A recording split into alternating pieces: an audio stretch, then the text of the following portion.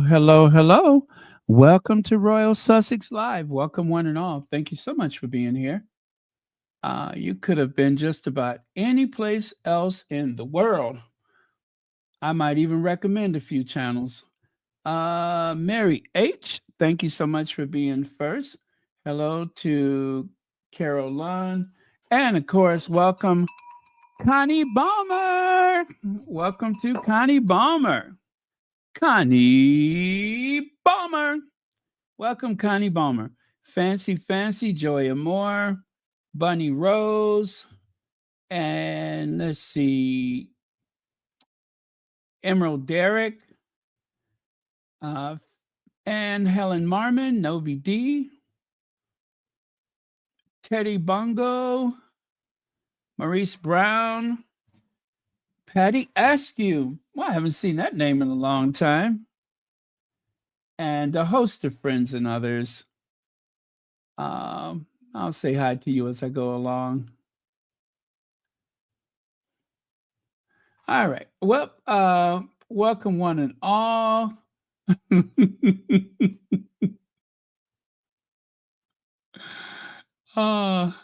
Okay.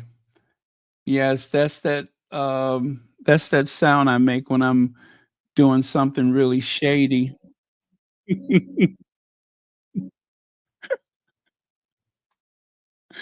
When even I think, how shady can one person be? Let us find out. But yeah.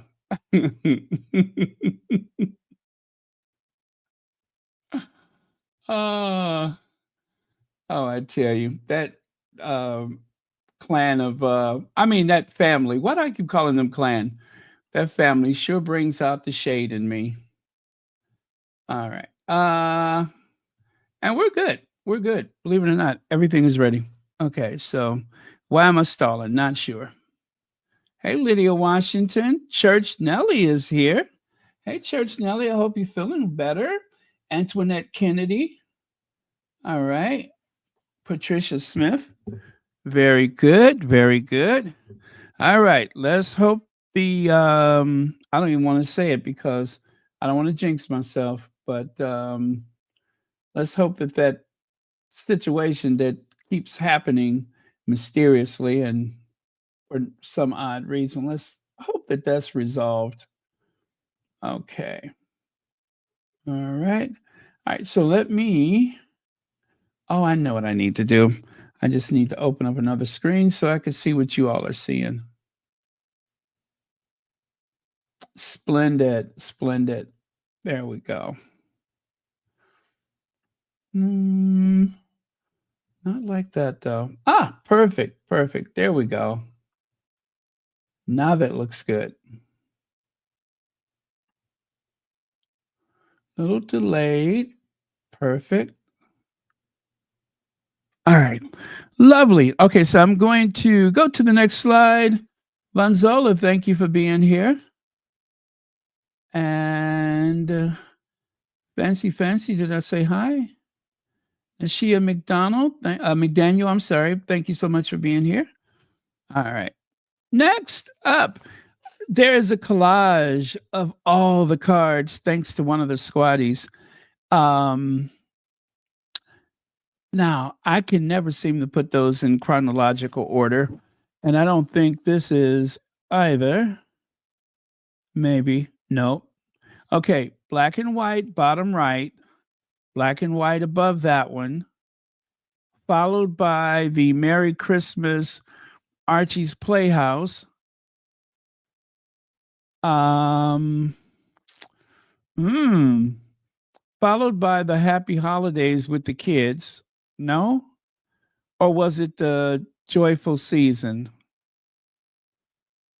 And the two go, gosh. Okay, I think I got that wrong. But anyway, thank you, whoever put that together, because at least we can see 7 years of Christmas cards. Lovely. All right, let's keep it moving. That redhead gene, the red gene, that Spencer redhead gene. Well, as Harry told Stephen Colbert, I thought there was no way that my Spencer gene would stand up against my wife's gene, but I was wrong. And I love that he can admit that about himself. I was wrong, he said. Um, and I tell you, if there's one thing you can always count on with Harry, is that he's going to tell you the truth. He is not a liar. Matter of fact, let me see if I have that Stephen Colbert from yesterday. Uh, nope. I think it was 2 days ago, right? See if I can find that. We'll listen to him say that again, if you don't mind. Let me get myself ready here. Stephen Colbert. You guys, I cannot stop watch Stephen Colbert dancing. Someone actually talked to Gayle King and asked her about the party. And they said, and what about Stephen Colbert dancing? Gayle King said not only did he show up, but he also showed out. And I'm in agreement. I cannot stop thinking about it. Stephen Colbert had some of those old moves from back in the day. I'm telling you, I cannot see that without smiling. And I have to say, for Stephen Colbert, that is not unusual. There has been other occasions where he has actually exceeded all expectations with his talent. But when they announced that he was taking over that show, they said that Stephen Colbert was a triple threat. He's a song and dance man, and he can tell a joke. So when it comes to improv, when it just raw talent, he has a raw talent, and that's all to it. So if you have not seen it, I think, oh, you know what? I'll try to put the link on the community tab so you can just, when you're having a bad day, go and find Stephen Colbert doing that dance.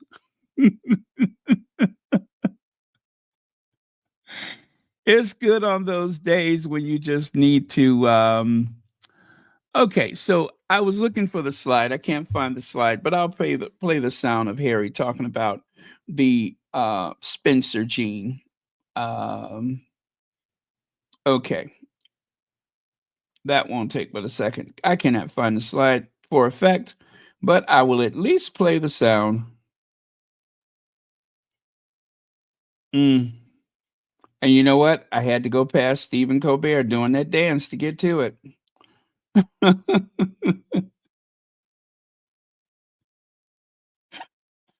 Okay, here goes. Your daughter Lilibet, your son Archie, and of course your wife Meghan, your daughter Lilibet is named in her honor. Having children helps us remember those that we've lost. Do you see your mother or your grandparents in any of your children? Definitely my mum. The ginger gene is a strong one. Look at that. Both of them. The Spencer gene is very, very strong. I actually really genuinely thought at the beginning of my relationship that should this go the distance and then we have kids, that there's no way the ginger gene will stand up to my wife's genes, but I was wrong.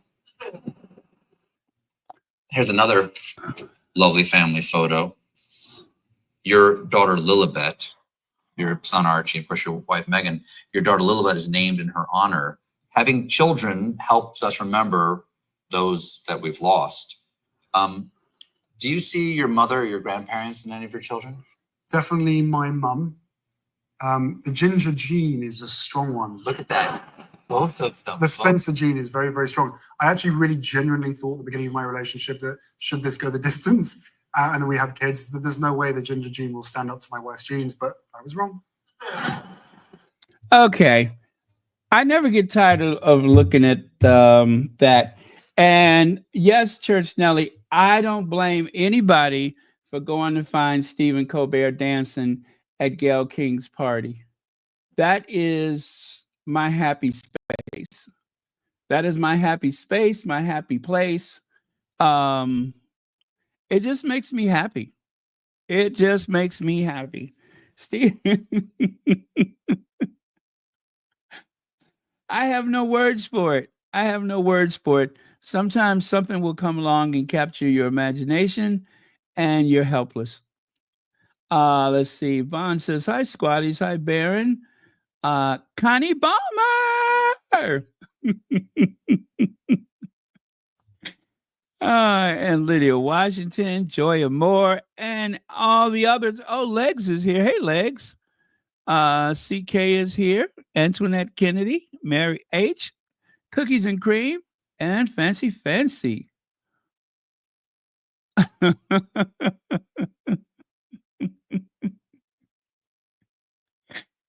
No wonder, Church Nelly. I have some friends on the East Coast, and they said that there seems to be a bit of a power surge on the Eastern Seaboard. So that explains it.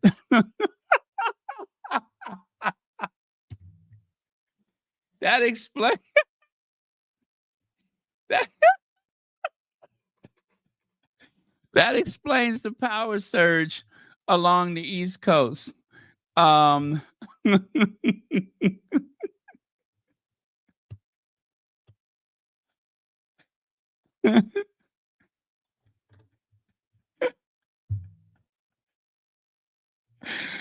Oh, that explains everything. You know, I was wondering about that. If you do live on the East Coast and your lights are flickering, now you understand why. It is not from a weather phenomenon.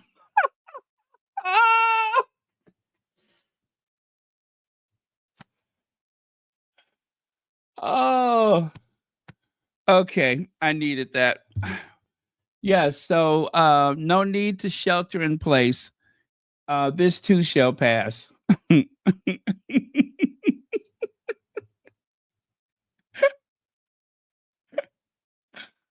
Oh, okay.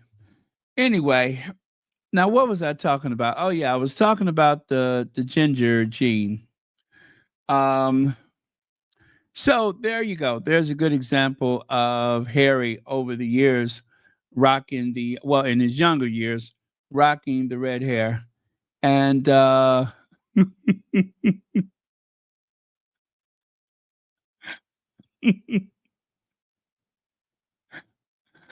um and of course, take a look here. Now, this is something I didn't know.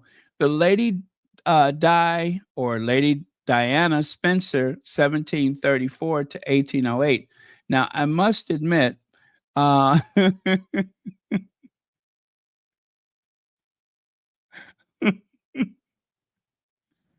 okay, let me get serious. Now, I must admit, I did not do any research on the First Lady Diana, so I just went ahead and grabbed this photo from the person who posted it because I thought it was intriguing, but I'm gonna have to look and make sure that she is well. I mean, she is a Spencer, and after all, the Spencers go back some 700 years in the history of the United Kingdom. So that would make Diana Frances Spencer way more English than her husband. That what you call it? That Gotha. What is it? Gotha um, peach cobbler. What is it? Gotha peach cobbler. Something. What is that man's name?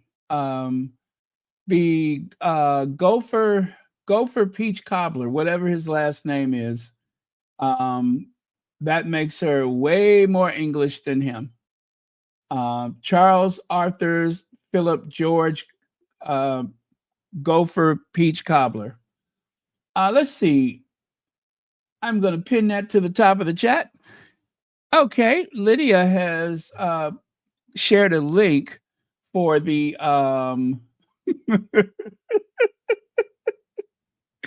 Leave me alone, Church Nelly. I got work to do. Get out of my mind. Lydia has shared the post to the IMDb for the polo. So that way you can go over there and you can, add your rating to the polo. I think is, what is it, 10 stars or something like that? 5 stars, 10 stars, whatever the highest. Make sure that you go to the thing and, give them the highest score that you know that they deserve. Yes, it's the IMDb. What did I call it? The IMDb, right? Anyway, did I say IMDb? I thought I did. Yeah. The IMDb. Go over there and make sure that you do the thing there. Okay? And any place else where you can rate it. I'm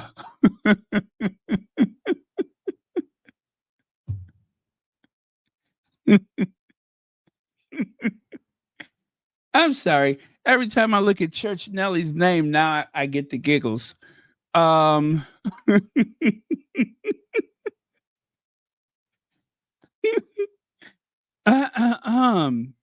I got work to do. And take a look there. There's Charles Spencer. Charles Spencer was pretty good looking when he was younger. I'm trying to figure out what actor he looks like there, but he was pretty hot when he was younger. He was a hottie. And of course, Diana's sisters. In one's named Sarah, and I forget the other one's name. But yeah, and that looks like another little girl up there in the top left, but that's also Charles Spencer. He looked like a little chubby girl sitting there next to Princess Diana. And let's see, Marcy Foreman says, "Hello, Baron. I'm 49th birthday. Oh, it's my 49th birthday. Merry Christmas to my squad. I love it here. Can we have a dance party?" Absolutely. And thank you for 20 months membership. And don't forget, Royal Sussex membership start at only $4.99. Okay, let's do this. All right. Before the power goes out.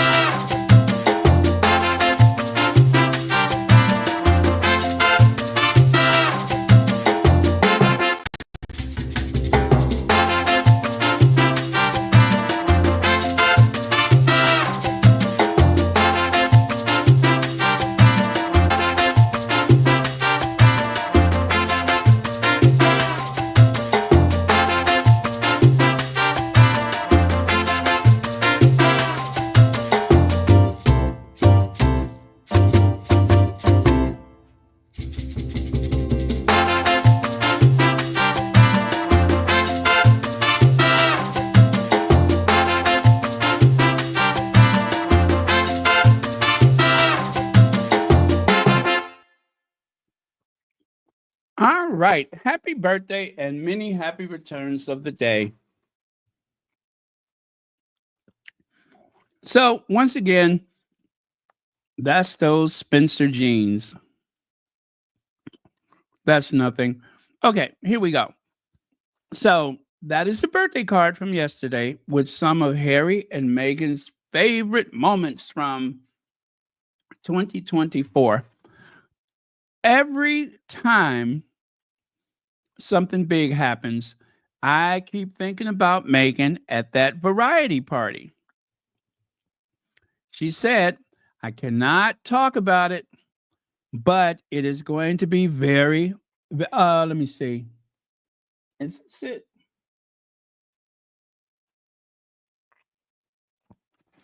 Let me see if I can find it really fast where she says that.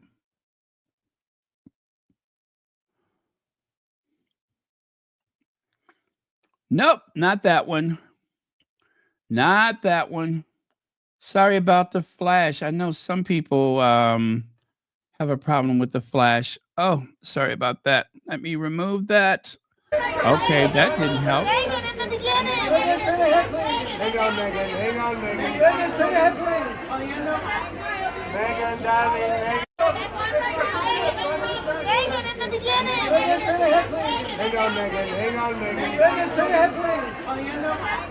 Meghan, darling. That is Madam Duchess. Don't be calling her Megan. That is Madam Duchess. Okay.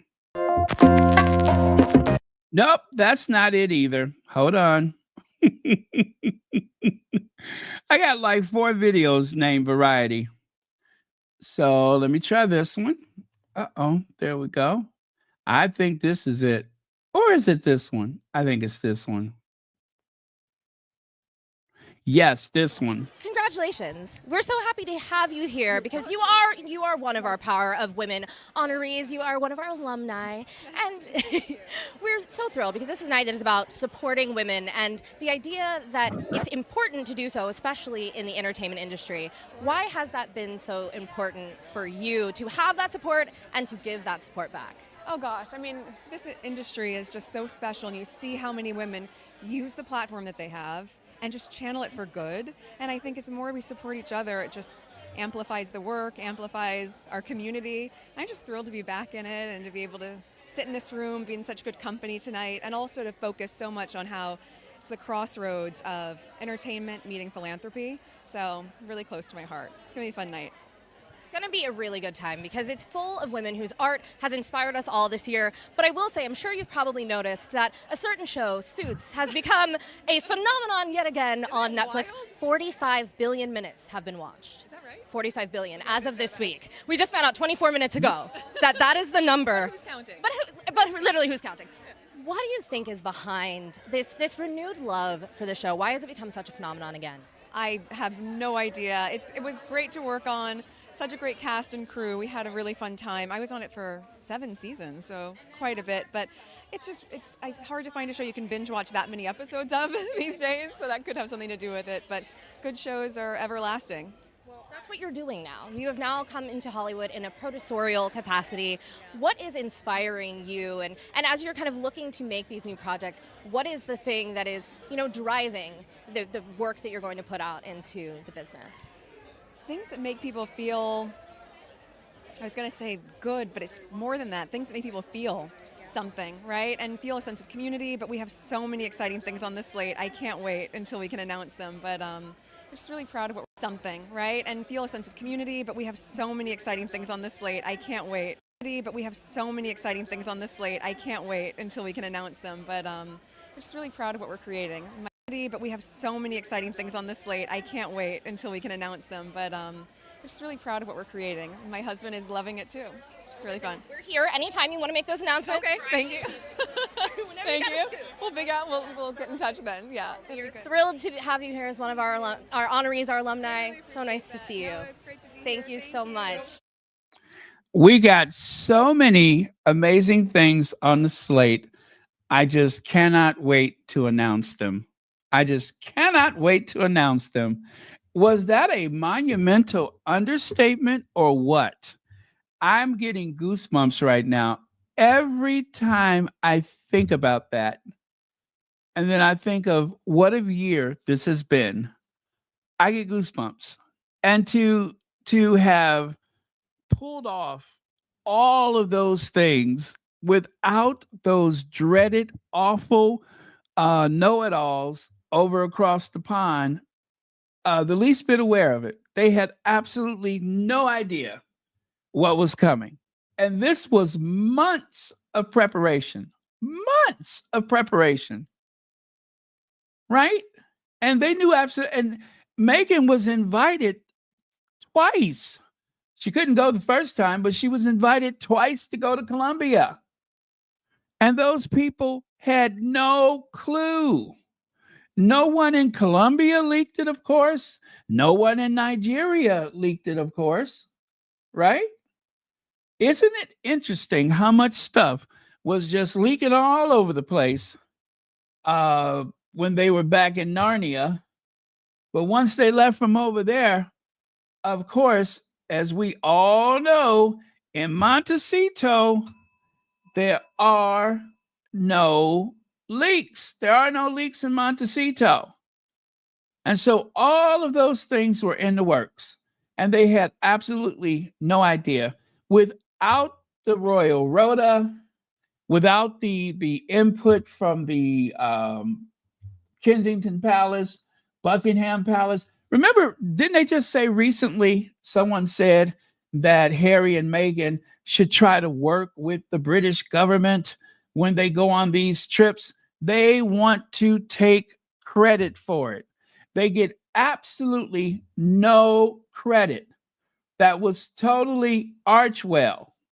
Everything was made possible through Archewell. They did not need those gray suits. They didn't need the home secretary and all that mess. They didn't need any of it. They managed to have 2 huge tours. Also, they went to Canada. They went to Vancouver, Whistler, spent some time up there. They went down to Jamaica. They'd been all over the place, and even managed to squeeze some vacations in. All of that. The Hudson Yard, was that after or before that comment? And also, let us not forget Harry's epic adventure in New York recently. And they had absolutely no clue until they released any kind of information. They are absolutely clueless. You know what I'm saying? Leaving those people over there with egg on their face. Clueless. If there was a look that went along with their cluelessness, I would have to say probably this. Clueless. Or this one. These are my examples of clueless.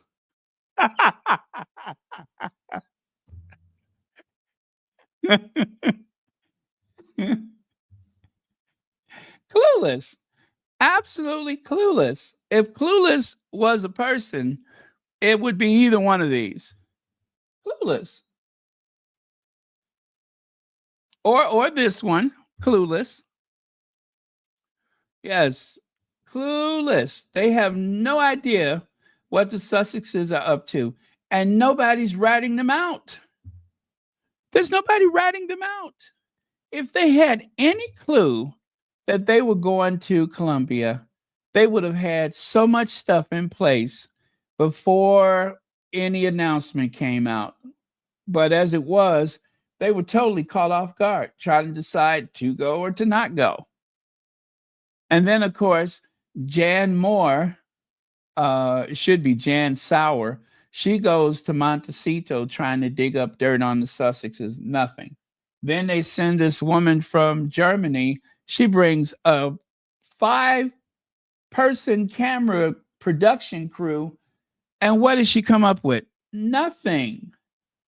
The best that they could do is to find someone who supposedly lives in Montecito or in Santa Barbara somewhere, who I could assure you do not live in that gated community that the Sussexes live in, but they say that he's a neighbor, meaning that he has probably some little rental somewhere. But whatever the case may be, he has not come across them in whatever period of time that he lived there. I could not be more impressed with 2 people if I tried. I just could not be more impressed. I mean, you had these incredible moments, which is why I always say it feels so good to be on the right side of history.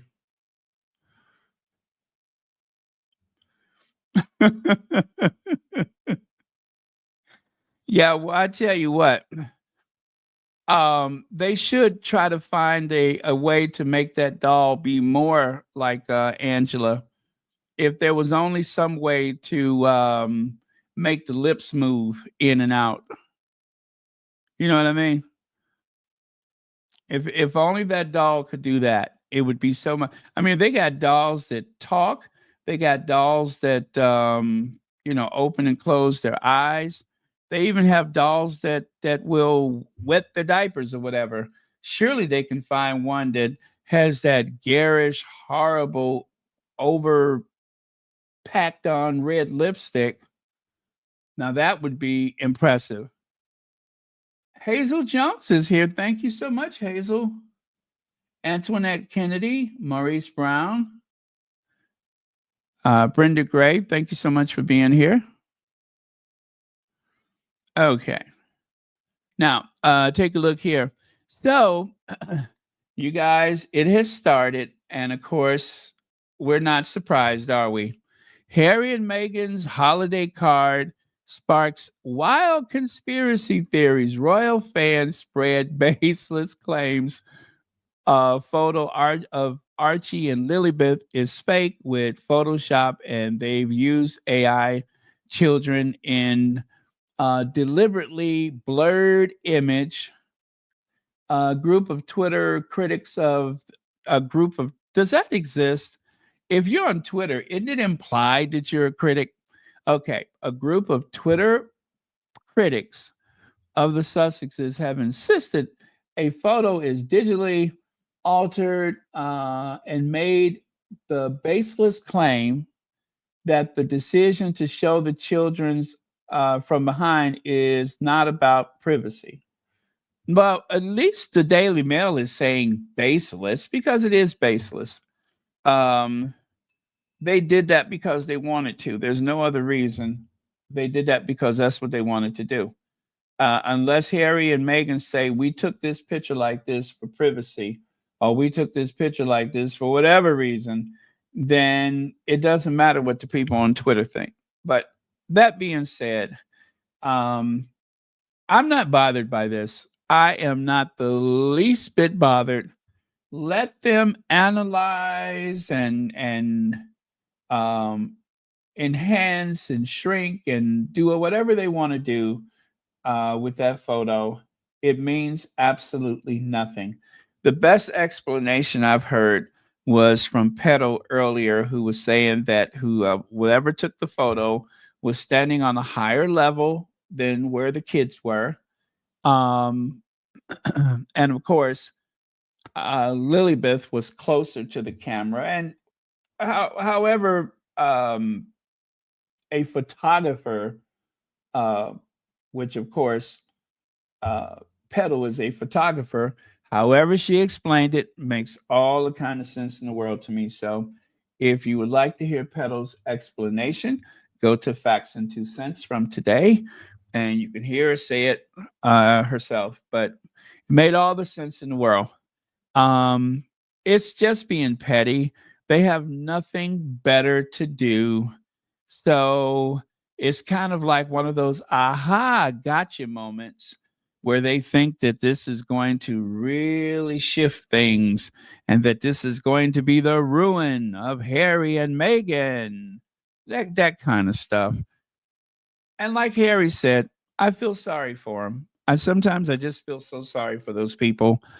And some of the people on social media, especially Twitter, that have it in for them, they have all these images of Meghan where they have darkened the photo, they have added some kind of texture to it, anything that they can to take one of the most beautiful people in the mainstream right now, take one of the most beautiful, most identifiable, recognized people and try to make her look like one of them other royals. I won't say who, but they're trying to make her look like one of those other royals.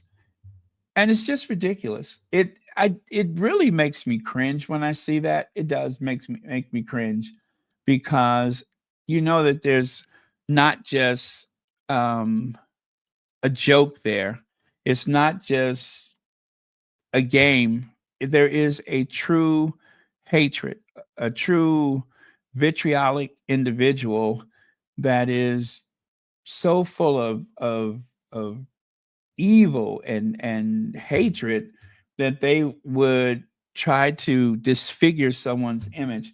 Now I share photos of the family all the time. But I promise you, I have done nothing to distort their features. Nothing. I haven't made them darker or lighter because what they post, what the press supplies, is pretty bad as it is. You don't really have to do anything to it. But some people are just blessed and some people are not. So Henry VIII says the British press will wave away blatant Photoshop and the reusing of sometimes years old photos for Will and Kate. That same press is about to hit us with a headline that reads something like Meghan's white shirt symbolizes she is surrendering her marriage, and people still insist there is no contract. Yes, there is an invisible contract, and we have had enough examples of people in the media, people who even wrote some of those articles that have come forward to say, this is what the marching orders were. Say anything you want about Harry and Meghan, but you cannot criticize Will and Kate, Godzilla, and Charles. So there you have the most read articles. I believe this was from BBC.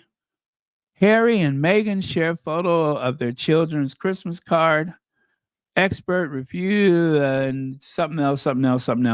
But what is number one? The Christmas card. It literally broke the internet. It broke the internet. So, all right. So Lex says the Rangers want to spoil the moment. Pathetic. Hear, hear. And I'm just in too good of a mood to be, pulled in by that. I am just in too good of a mood to let that affect my feelings right now, because it has just been a fantastic year. It has been a fantastic year, and none of their nonsense is going to take that away.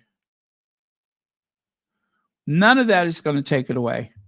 Their standard bearer, the English Rose, the standard bearer, has been mostly absent, right? William has been somewhat less absent, but not really a full-time royal. He's doing no better this year than he did last year. He's not doing any better.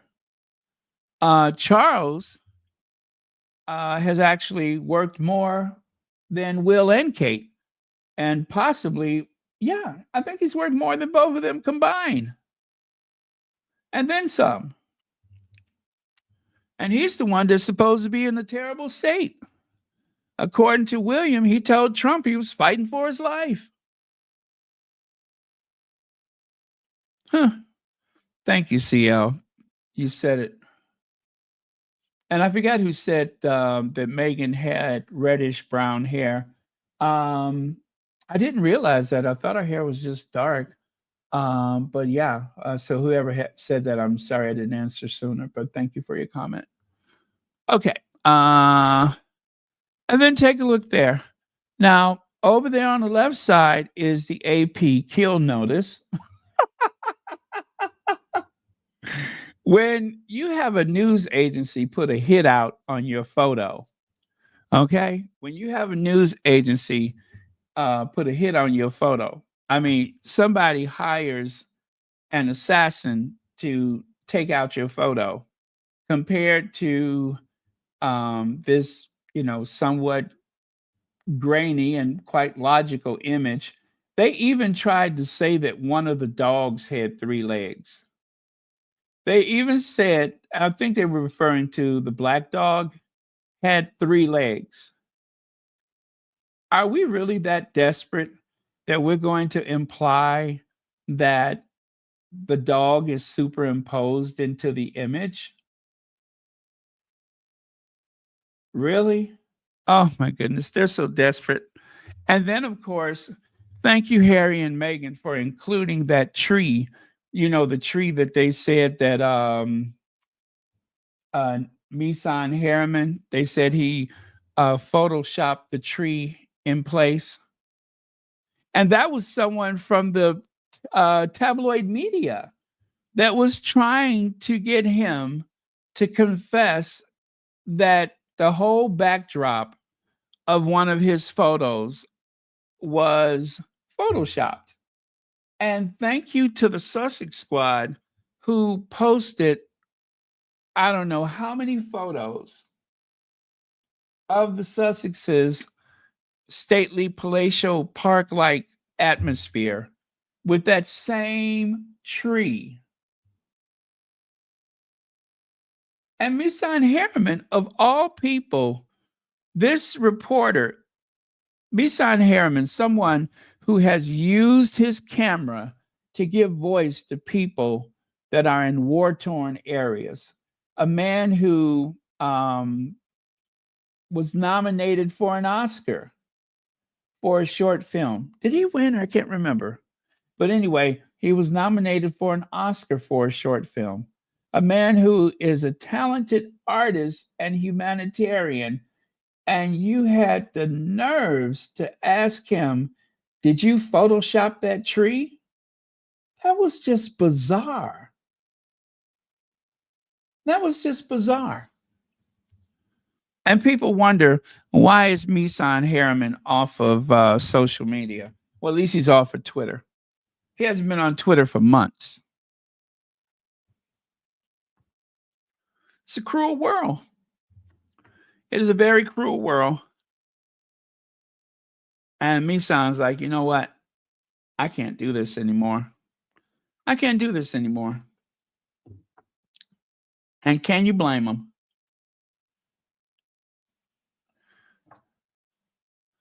You know what? I have switched over to just plain petroleum jelly instead of fooling with those, what do you call it? Lip balm. And I think my lips are so much better.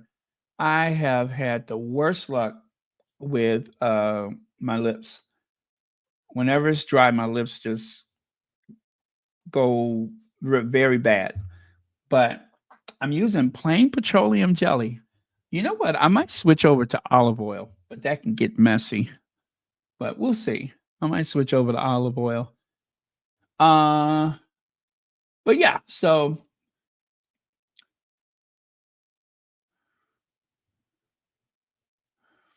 let me see there.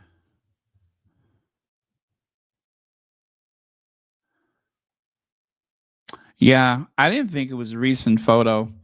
I'm pretty sure it's not a recent photo. Yeah. Let them what do you call it? Let them do their analysis.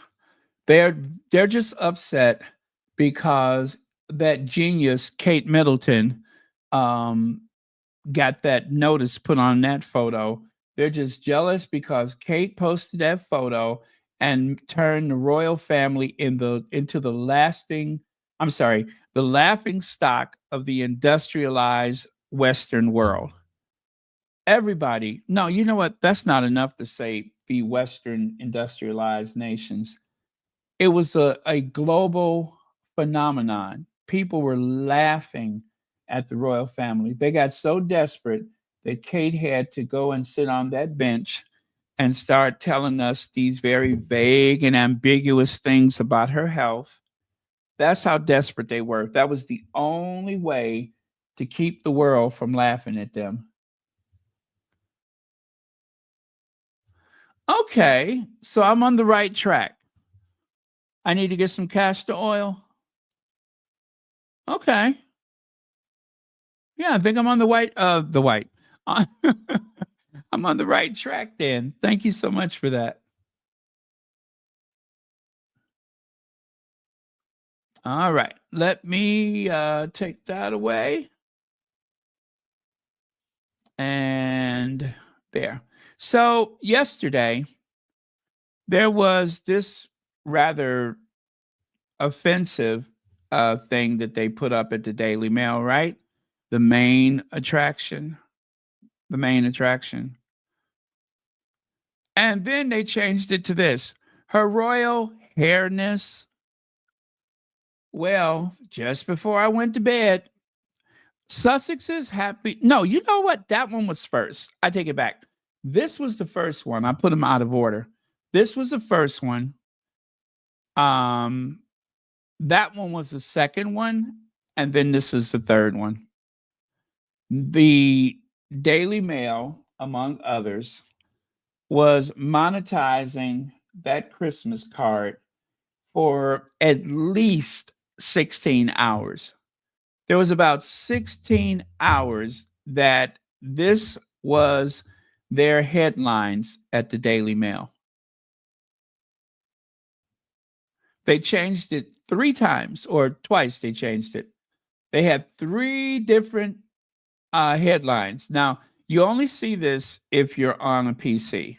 It looks different on your phone, but you only see it like this on a PC. They changed it a couple of times. Isn't that something? They changed it a couple of times. 3 different blaring headlines, all because of that Christmas card. They only do that with the Sussexes. They rarely use those big headlines unless it's something important. And even then, they have used it when it comes to members of that family. They have used it more on the Sussexes than anybody else.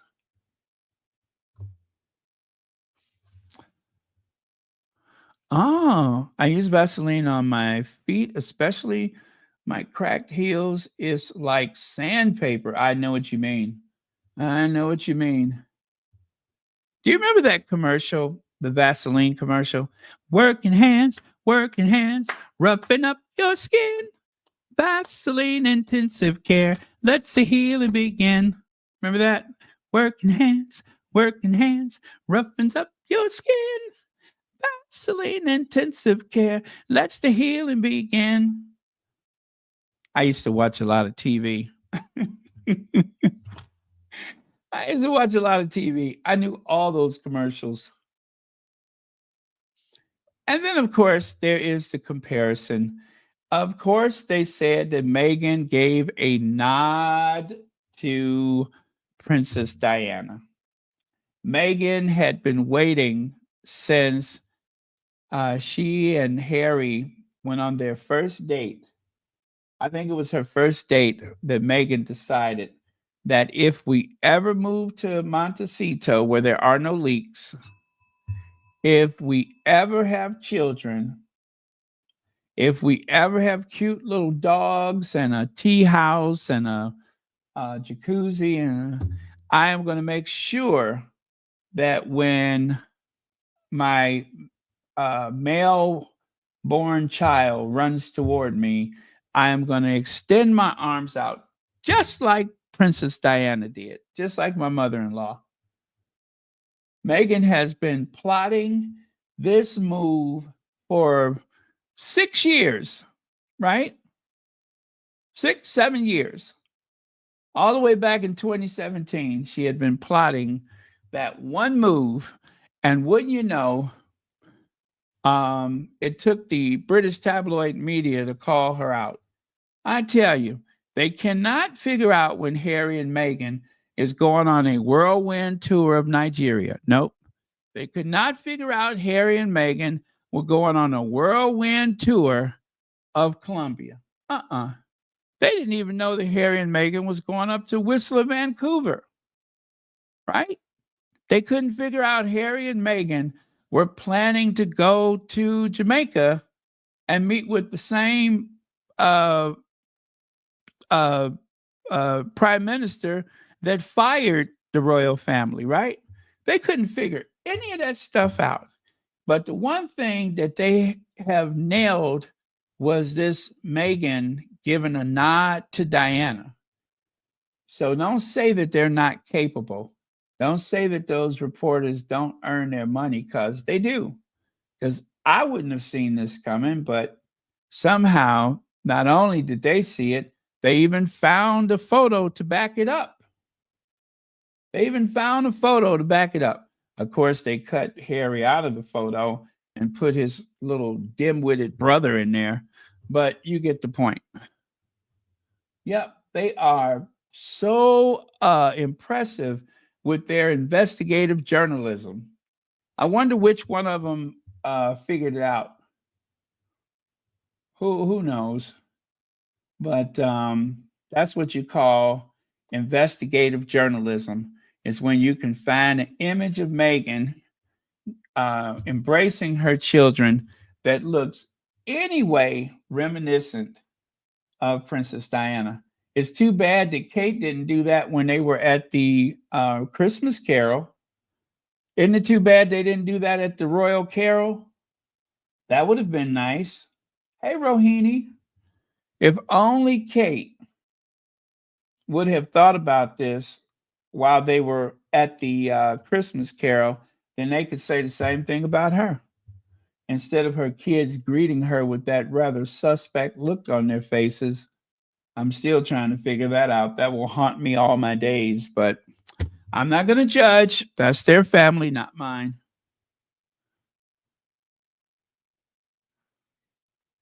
What is that? Skin Food by Walida.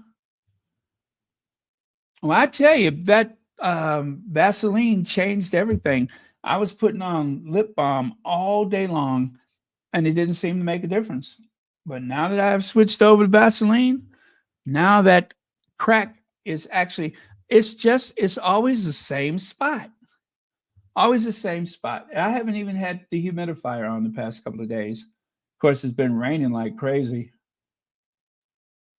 But okay. So Prince Harry and Meghan praised for protecting kids due to the things he hated growing up.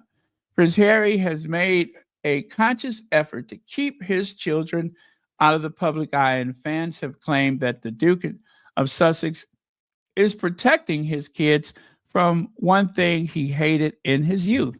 Now, this article written by Natalie King is so different from, where is it at?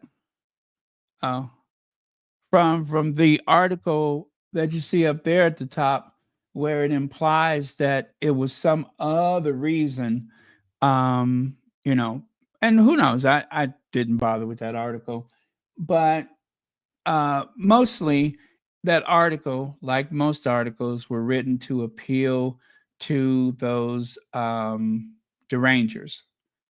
Sometimes the relationship between the derangers and the tabloid writers, you almost hear the same voice. Prince Harry is believed to be shielding his children from the intense media scrutiny he endured during his childhood, according to fans. The Duke and Duchess of Sussex recently shared a festive holiday card featuring a rare photo of their children, Prince Archie and Princess Lilibet. In the image, the young royals are seen running toward their parents with their backs to the camera, sparking speculation that the Sussexes may have intentionally chosen to conceal their children's faces to safeguard their privacy. I mean, it's so common sense, but Harry and Meghan has not said otherwise, but it seems relatively common sense that they would want to protect their children's privacy.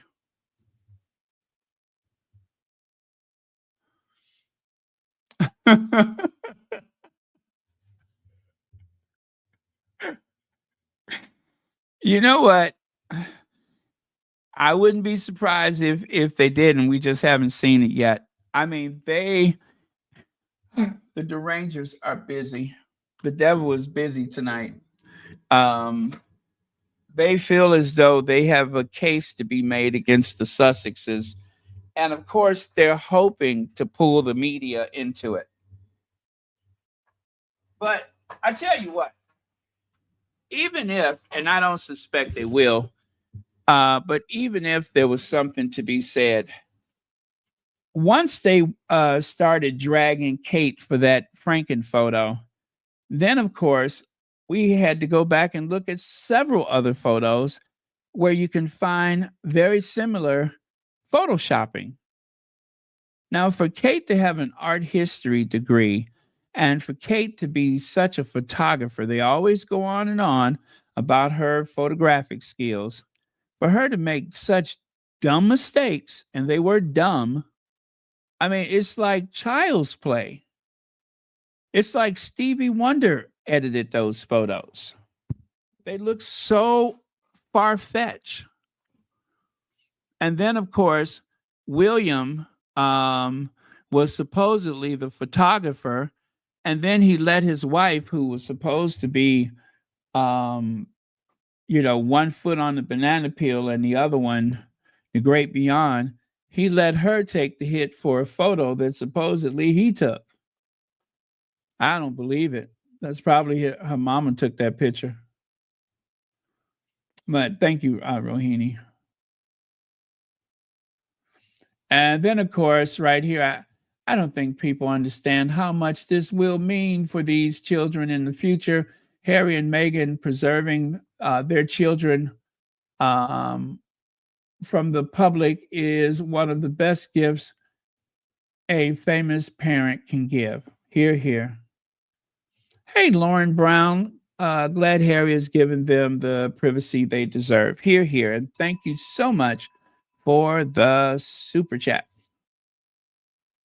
I am very glad too. As a child, Harry often expressed his discomfort with being in the public eye, and his decision to limit his children's exposure to the media has been praised as a thoughtful gesture on social media platform X, formerly known as Twitter.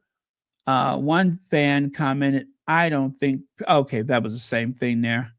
They got that from the other place there. Another fan agreed. Harry said he hated being in the public as a child, waving to crowds, and said his children wouldn't be doing that. They made it happen. Yeah.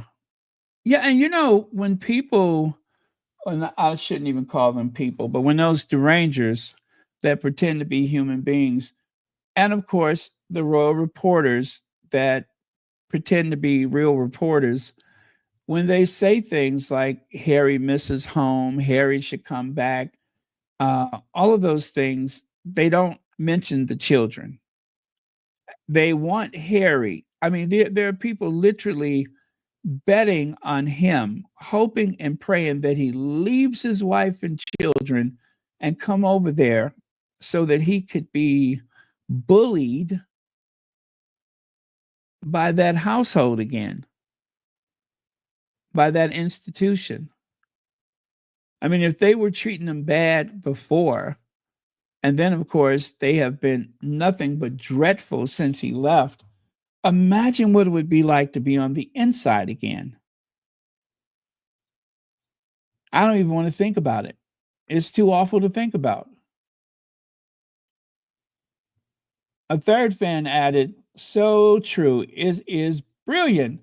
They are protecting them for as long as they can. So heartwarming to see. It really is. You're absolutely right. Agreed. A fourth person in the discussion. They'll be free to live normal lives as their own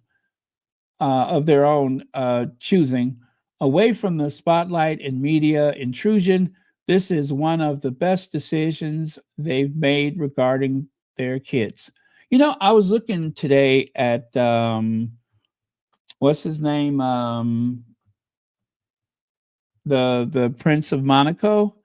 I was looking at his young son, Prince. What's his name? I was looking at an interview he was doing earlier, and he seems so well adjusted.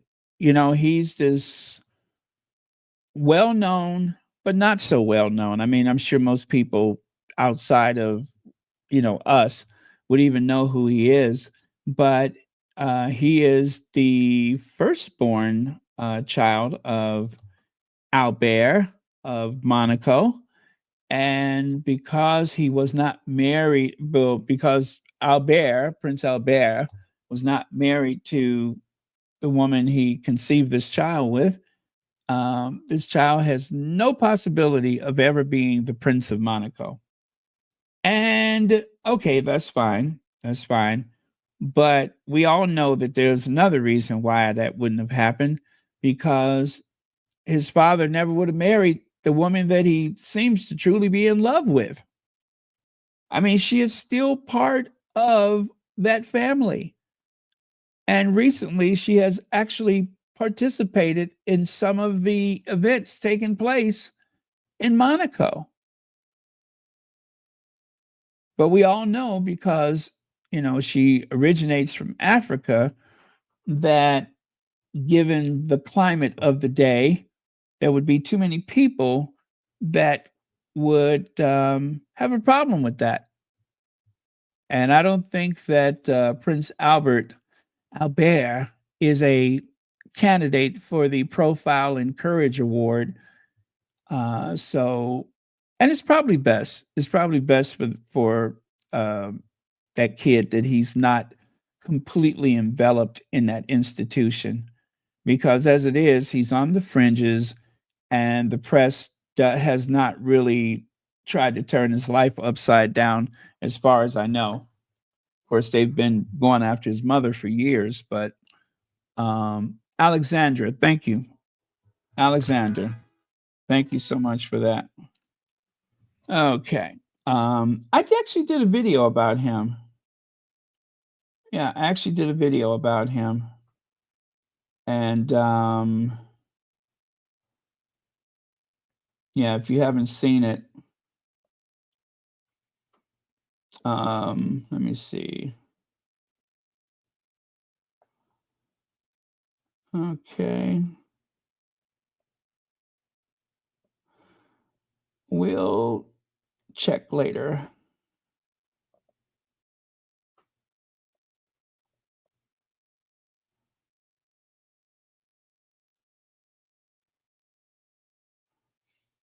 Okay.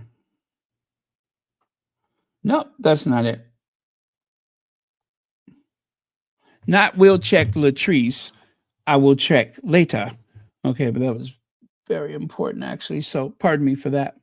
All right. Meghan and Harry have openly expressed the intense pressure they faced within public eye during their time in the royal family. And all of the so-called pressure, which it was pressure, but it was also something that was deliberately created by the tabloid media with the help of Kensington Palace, mostly, and a few other people like Angela Kelly, allegedly. But there were quite a few people that participated in the Sussex bashing that was going on.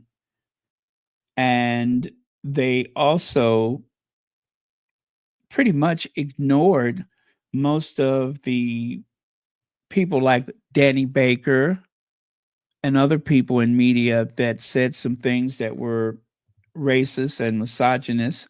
They ignored it. They ignored it. If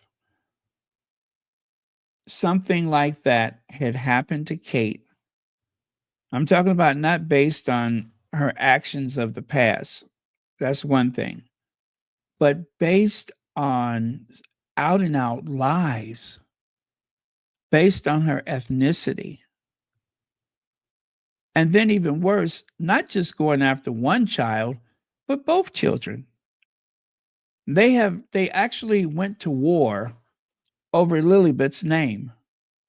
They decided to weaponize an old lady, a 90-plus-year-old woman. They weaponized her age and used it against an infant. And nobody blinked.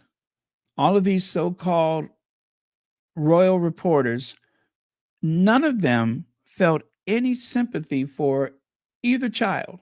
They had absolutely no sympathy. Nobody put a stop to it.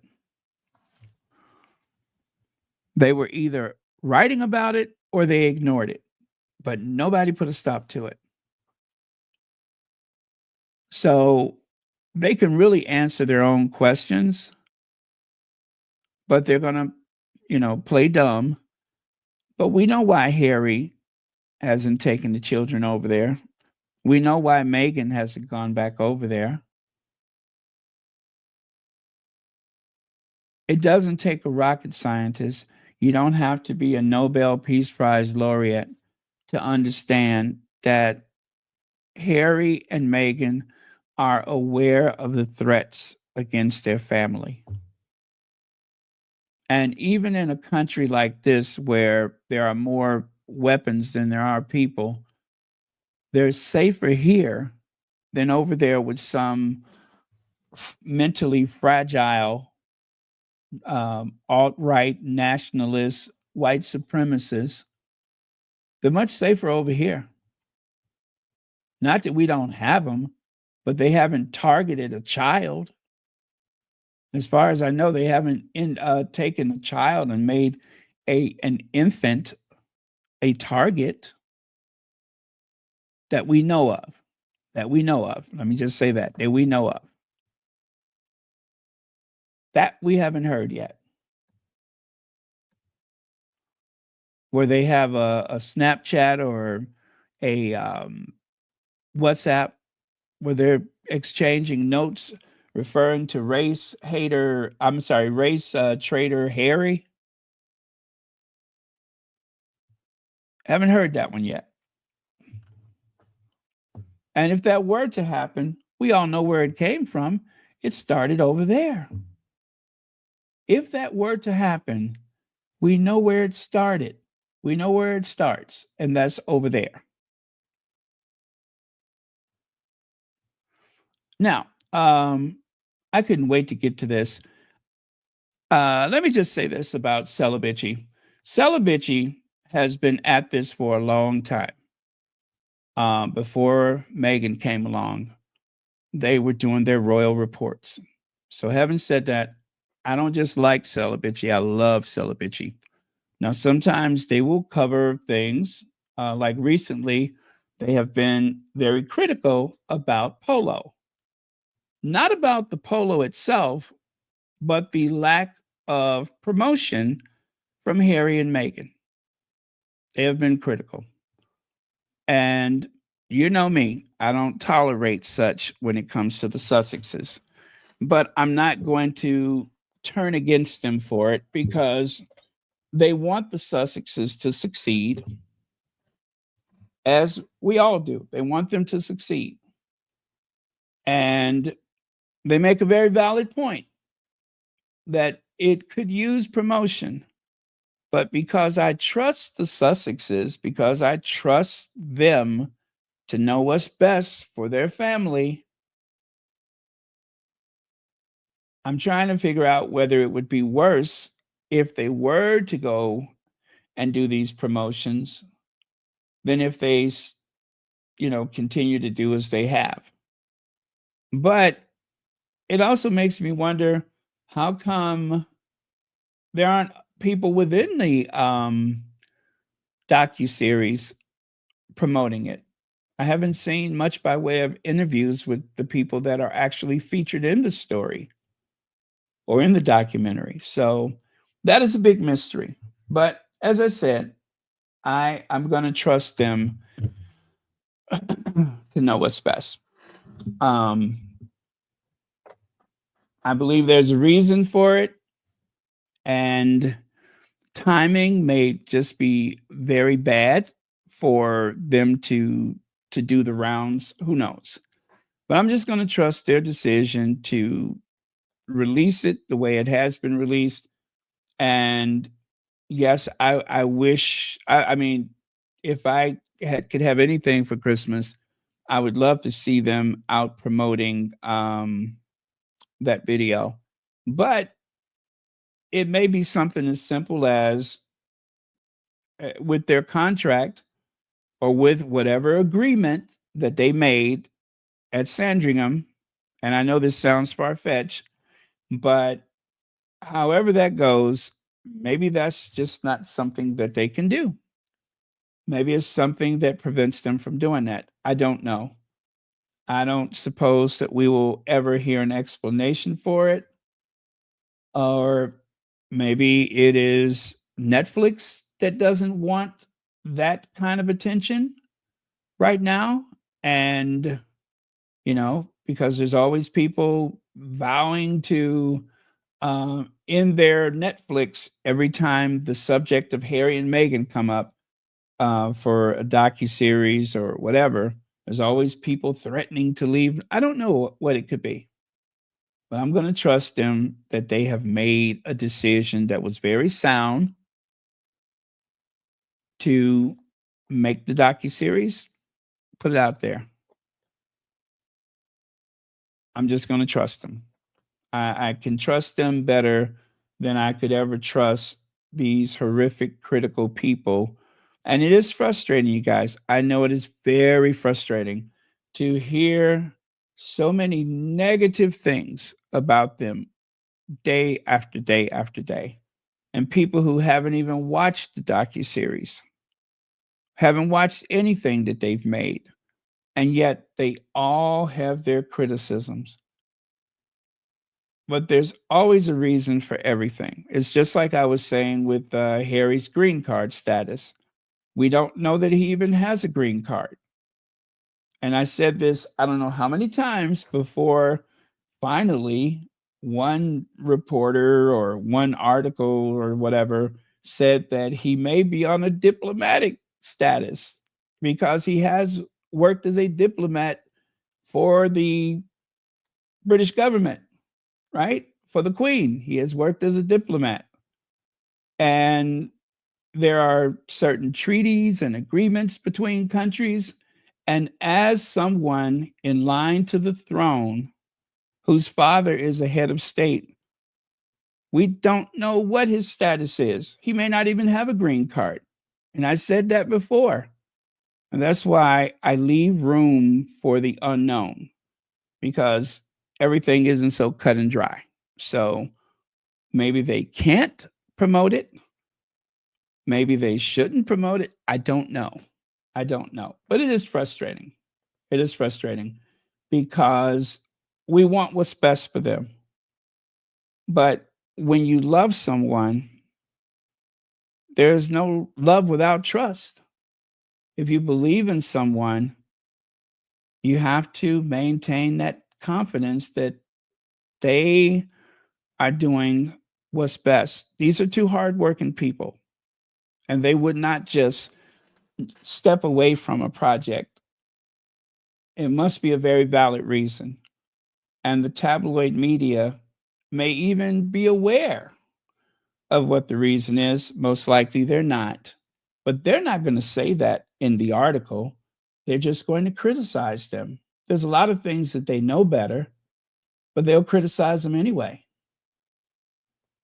But we don't know what's in their contract. We don't know how much they got paid. We don't know anything. We just know what people say the possible number is. And within that contract, they're not supposed to say, and I'm pretty sure the people at Netflix are not supposed to say.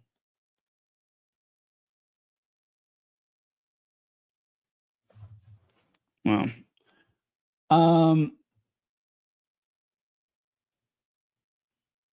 okay.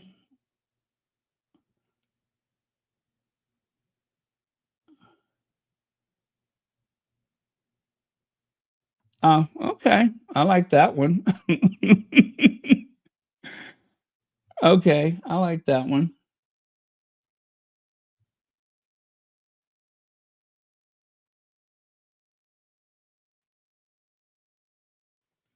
Yeah. It's been all over the place. It's been all over the place.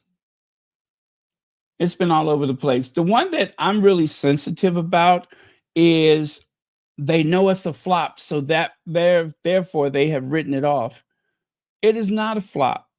This is some quality work. This is a very quality docuseries. Some of the best I've ever seen. There was this thought that it was going to be like the housewives of Polo or something like that, and it certainly is not. You actually fall in love with these people. This is one of the few documentaries that I've watched where there wasn't some particular person that I didn't go, ugh. You know what I'm saying? Usually I look at a docuseries and there's this one antagonist that I just start frothing at the mouth because I cannot stand to see them.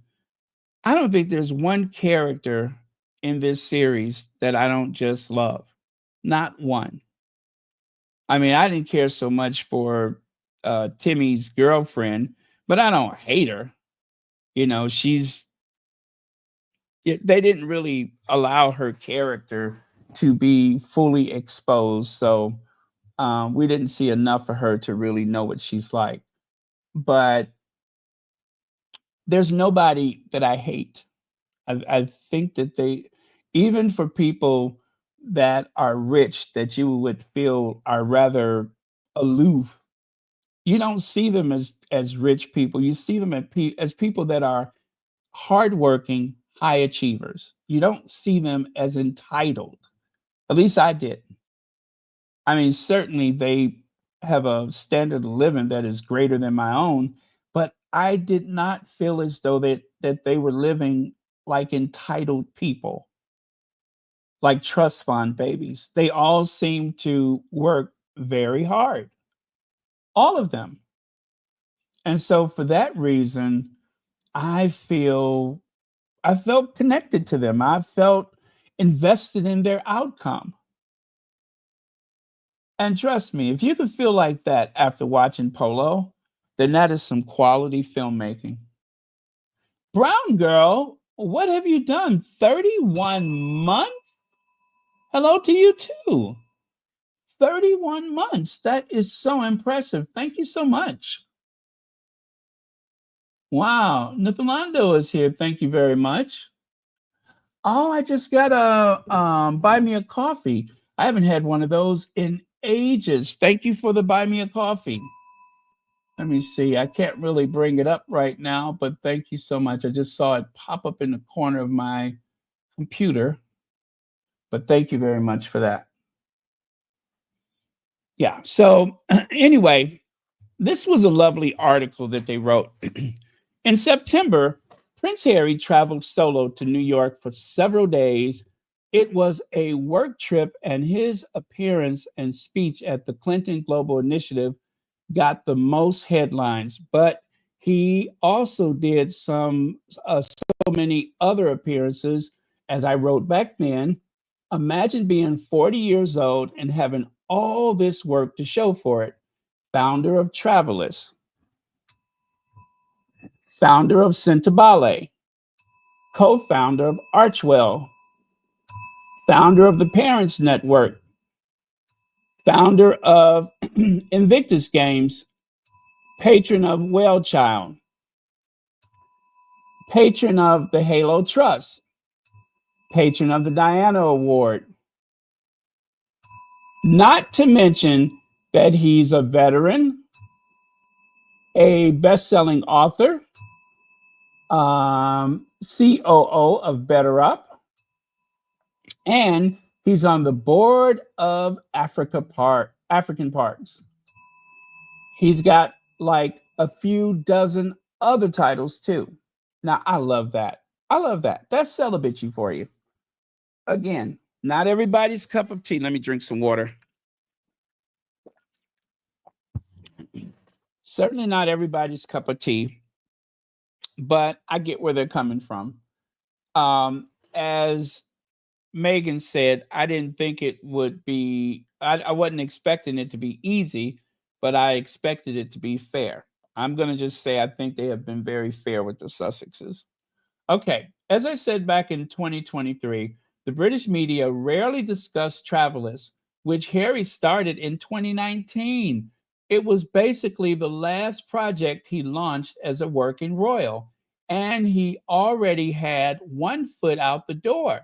He took Travelers with him, and it's grown so fast. Travelers has big corporate partners and a staff of dozens, plus a board of directors and everything else.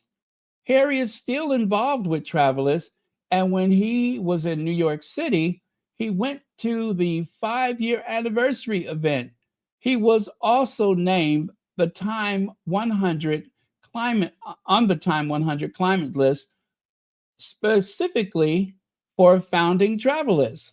Now Travelers has made a video highlighting their 2024, which, by the way, they do have a video. I will try to put that on the community tab.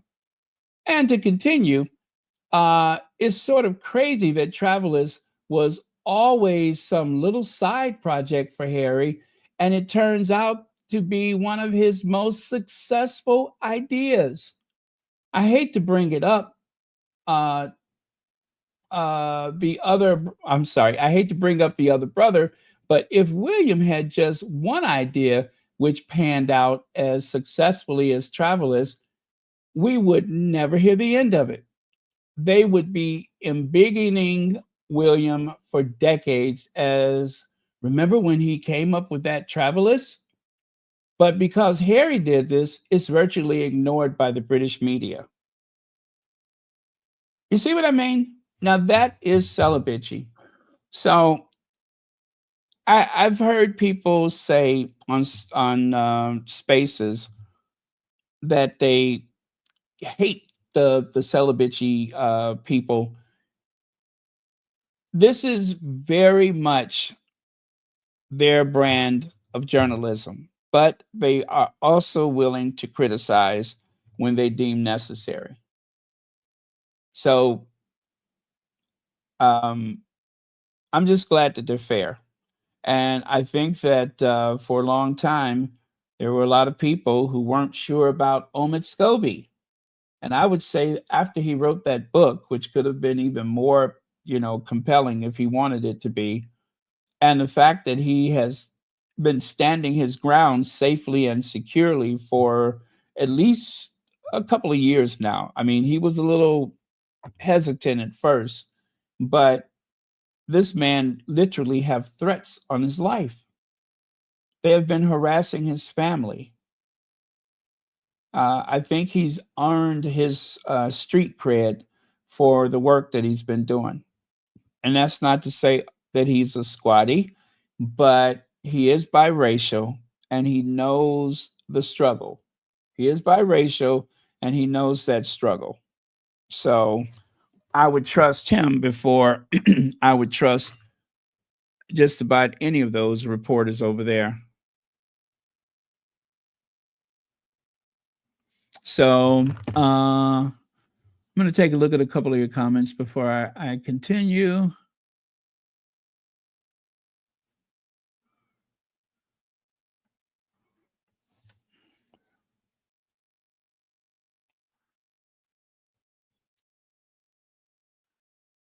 Well, polo, I believe that started in Persia.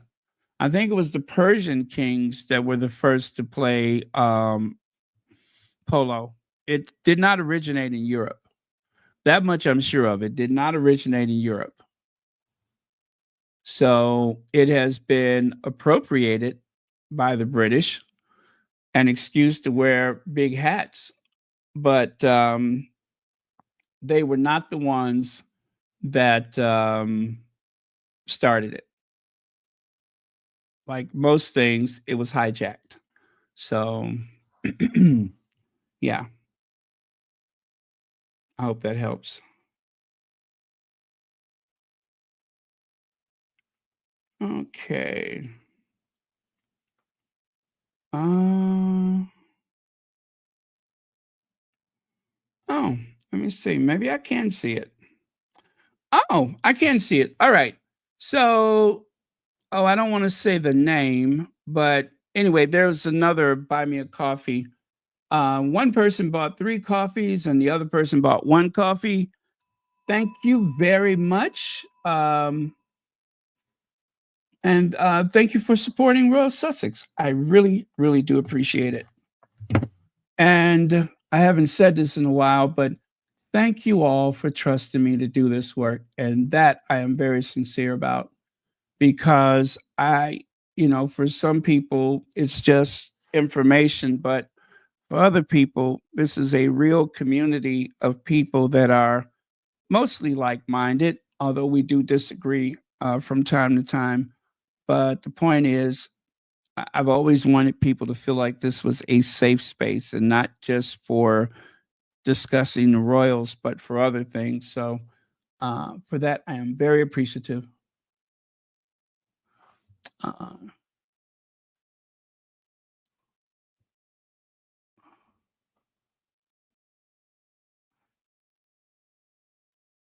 okay. None of their business. All right. Thank you very much.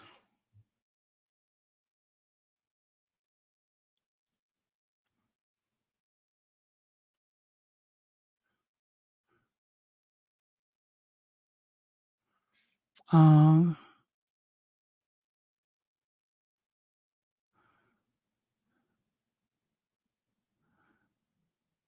okay. Thank you very much. Plus size fairy. All right. Let me continue. Now, take a look at this. It says, did Prince Harry rush into marrying Meghan because they both felt her biological clock was ticking? The eager prince brushed off his brother William's warning to take it slow because he was already 35 claims book. Well, as they say, opinions are just like buttholes. Everybody got one. I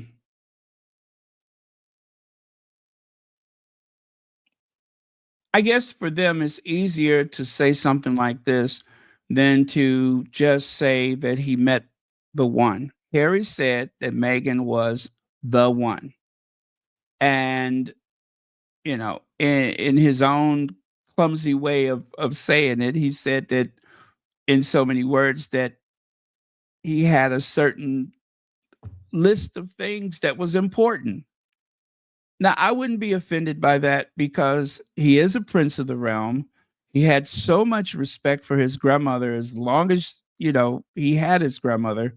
And even now, he have so much respect for her. So you don't have a choice but to have a list. Anytime you have to ask your grandmother for permission to marry, you're going to have a list.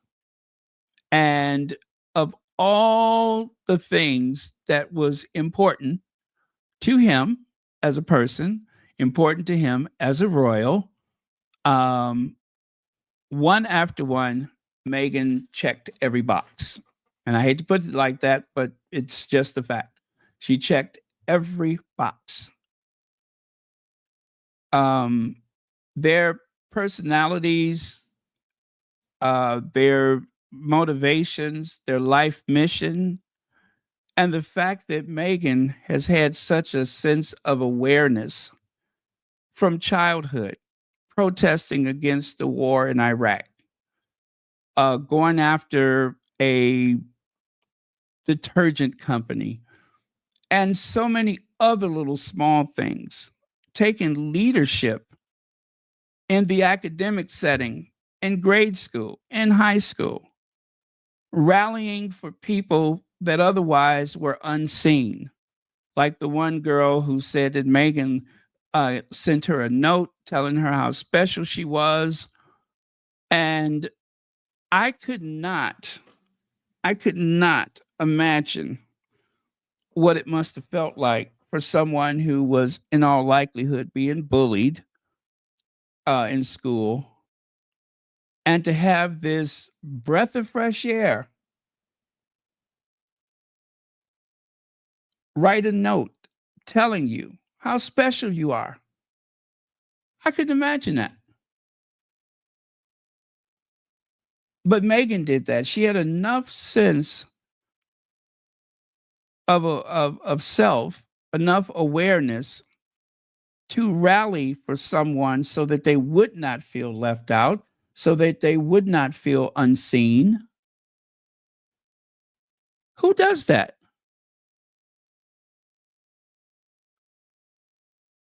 I could not imagine a more appropriate partner for Harry than Meghan. I could not imagine it. Everybody else he met up until that point, they were okay. I mean, there was nothing wrong with them. But for whatever reason, those relationships did not go the distance, mostly because of the tabloid media and press intrusion and all that. But I think it was just destiny. It was just destiny. If he were ever to get out of that institution, if he were ever to get out of that institution, it would take someone like Meghan to give a little gentle nudge. You know, you don't have to stay. You know, you can do better. You can make a life for yourself outside of this clan family. I don't know why I keep calling them clan, but you can make a life for yourself outside of this institution.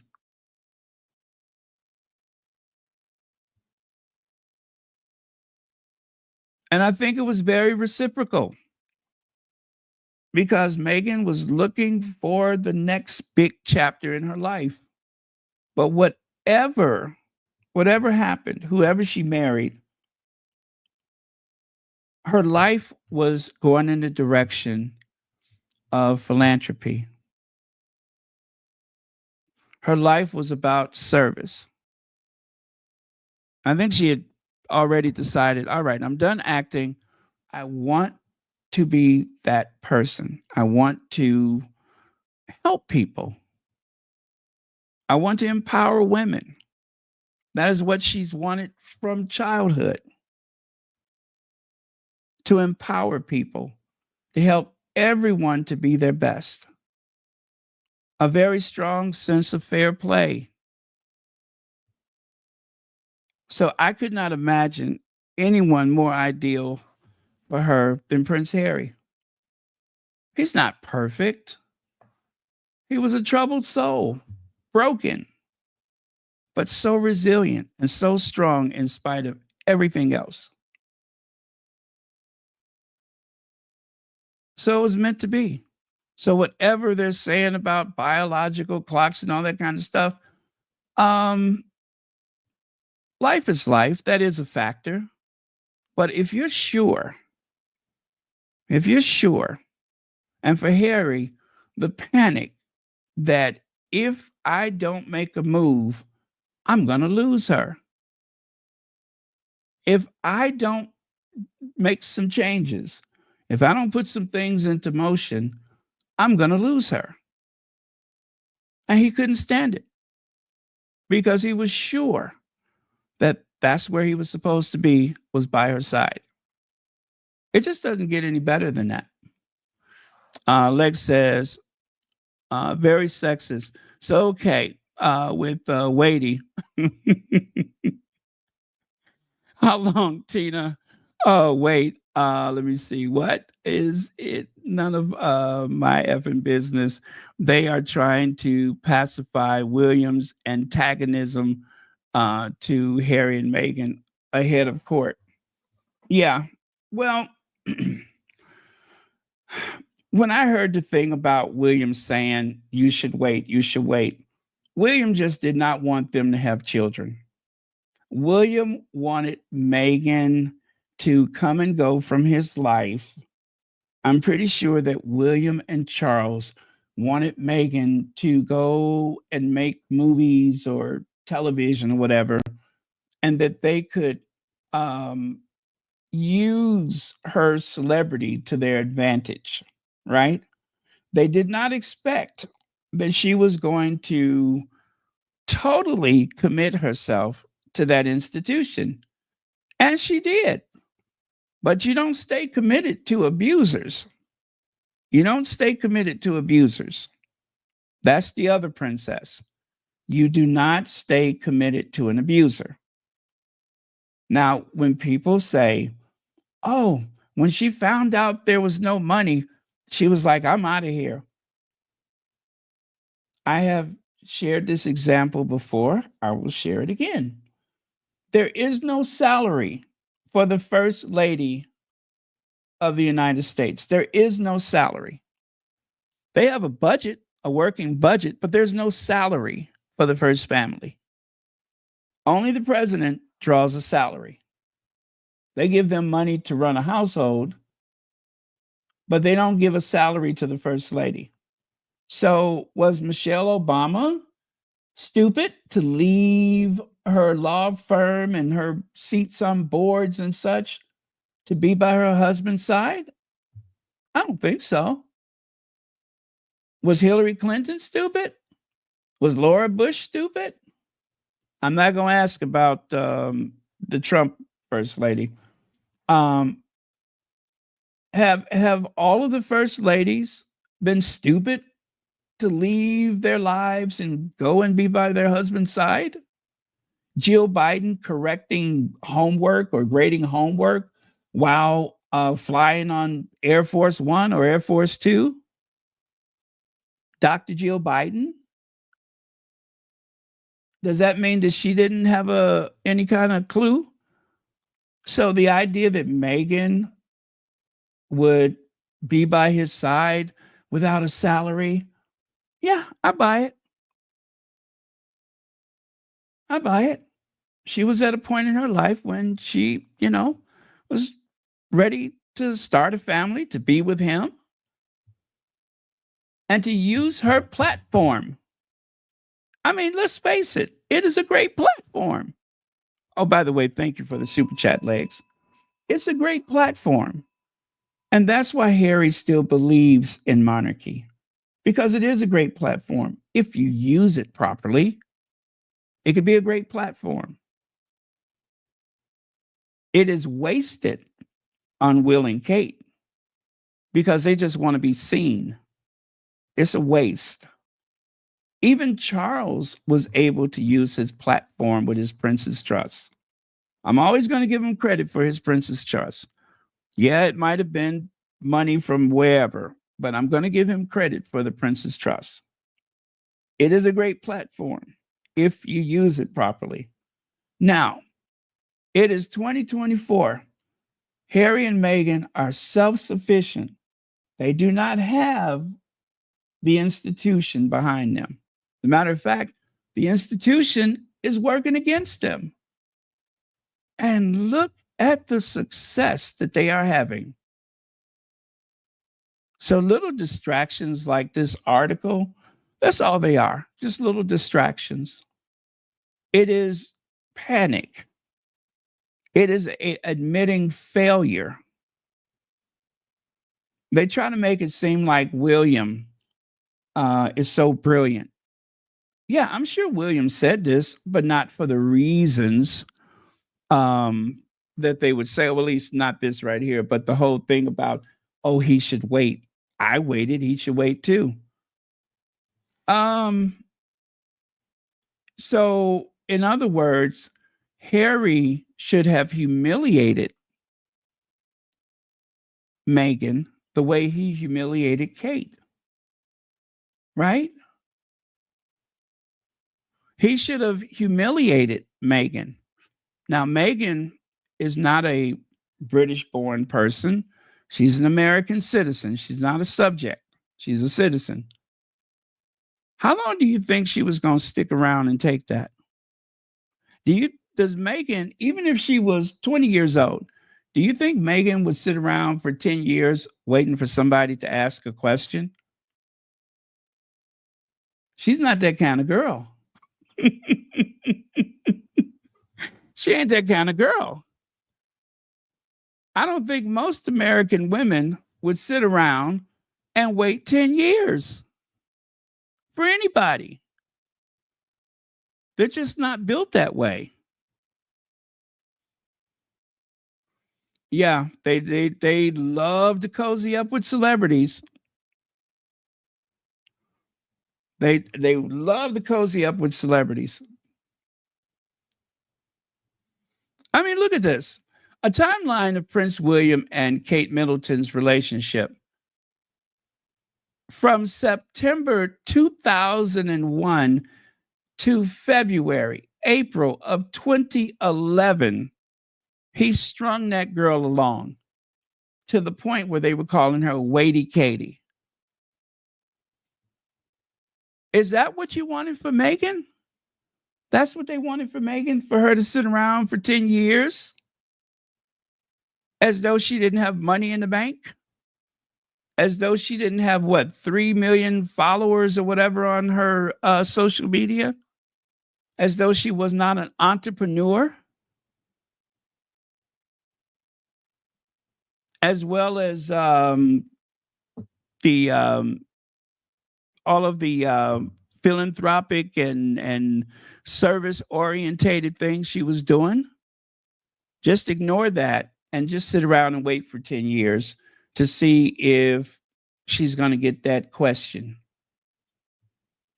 Kate did it. And in the meantime, she didn't work. She didn't do anything. She went clubbing it,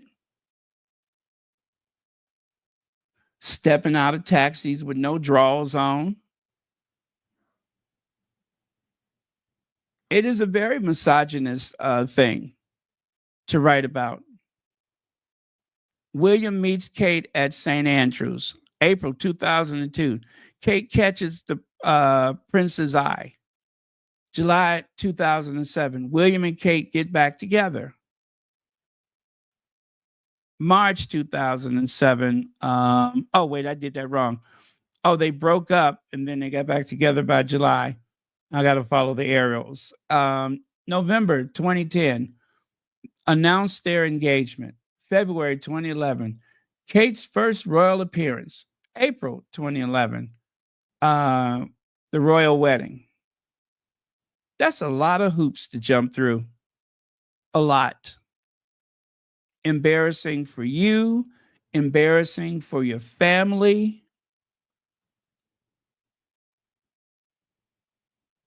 She got so desperate that she went prancing around wearing this ridiculous outfit. She got so desperate that she went prancing around with streamers in her hair and some kind of lace, some type of, what is that? What is that? That's like the ghost of burlesque past.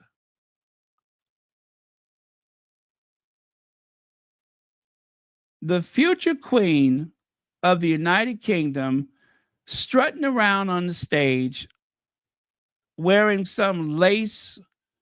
I don't even know what to call it. Talk about How I Met Your Mother. Dad, how did you meet my mother?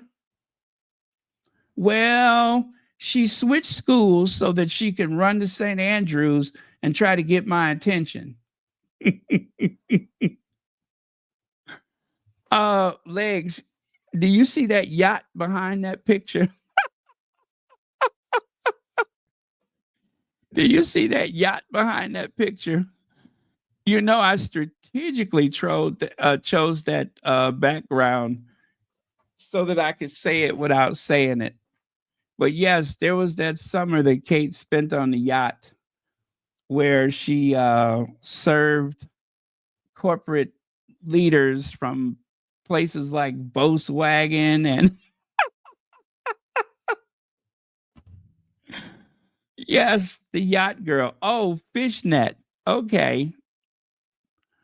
No, it's lace of some sort. Not exactly a traditional fishnet, but other purposes, I'll say, yeah, let's call it fishnet. And speaking of which, that was the very next slide. Kate Middleton shows Richard Branson she means business as billionaire gives her advice. He gave her some advice, huh? So the man who runs a billion-dollar corporation is at a party in the middle of the night, shows up at the party, not just at the party, but shows up at the party with Kate Middleton there, with Kate Middleton in tow, giving her advice on how party pieces can be more productive. The man who owns ships, planes, trains, and rockets, hotels. The man who owns ships, planes, hotels, rockets, and trains. And let's not forget a mobile phone service.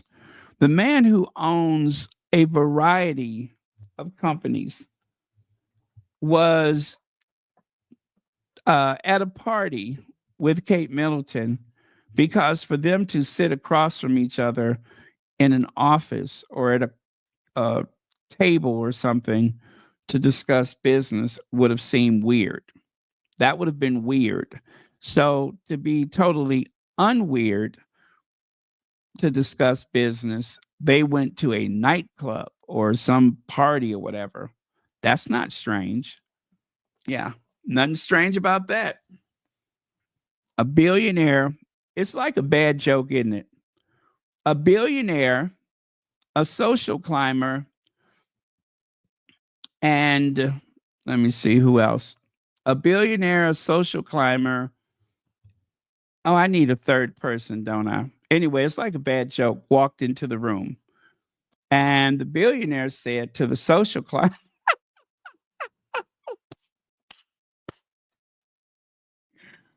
what the hell? A billionaire, a social climber, and a rabbi walks into a party. And and the rabbi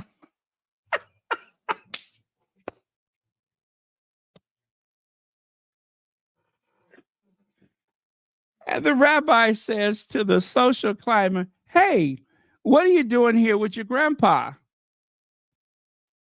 It's like a bad joke, isn't it?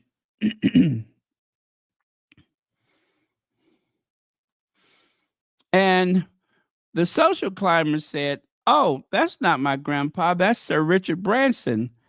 And the rabbi said, "Oy vey." Now that would make a good joke. I should write that down, shouldn't I? A billionaire, a social climber, and a rabbi walks into the room.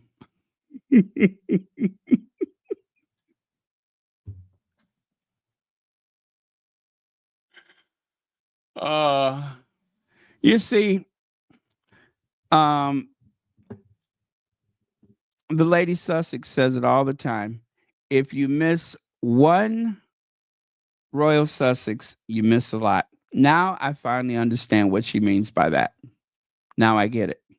If you miss one Royal Sussex, you miss a lot.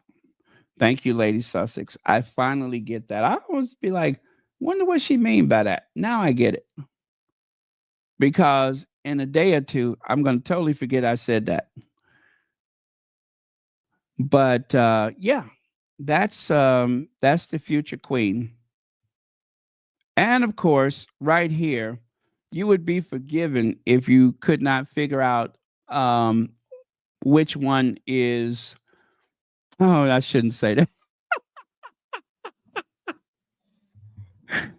You'll be forgiven if you couldn't figure out which one was the girl. The girl is on the left. The other one with that coy, rather, prissy look, that is the future king, Prince William. Now, the reason why I say that is because one of the body language experts, and this was someone who didn't know anything about the royal family, he was an American, and he pointed out that he couldn't understand why William looked so effeminate. Not to say that he's anything but a man, but it kind of caught him off guard, those little looks that he was giving to Kate. And it does look weird. It does. He kind of, almost like a very subtle nod to Marilyn Monroe.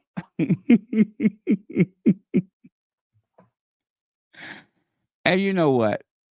To be perfectly fair, to both Will and Kate, and to be fair to the royal family, we are going to reach out to Kensington Palace for comment. Okay? Well, obviously, it'd be. I would love to have met her, and she's obviously she's an inspirational woman to look up to. Obviously, to this day, and going forward and things. It is. It's a wonderful family. The members who I've met have achieved a lot, and very inspirational. So, yeah, I do. You certainly did, girl. You certainly did. Yep, you certainly did. And look at where you are now.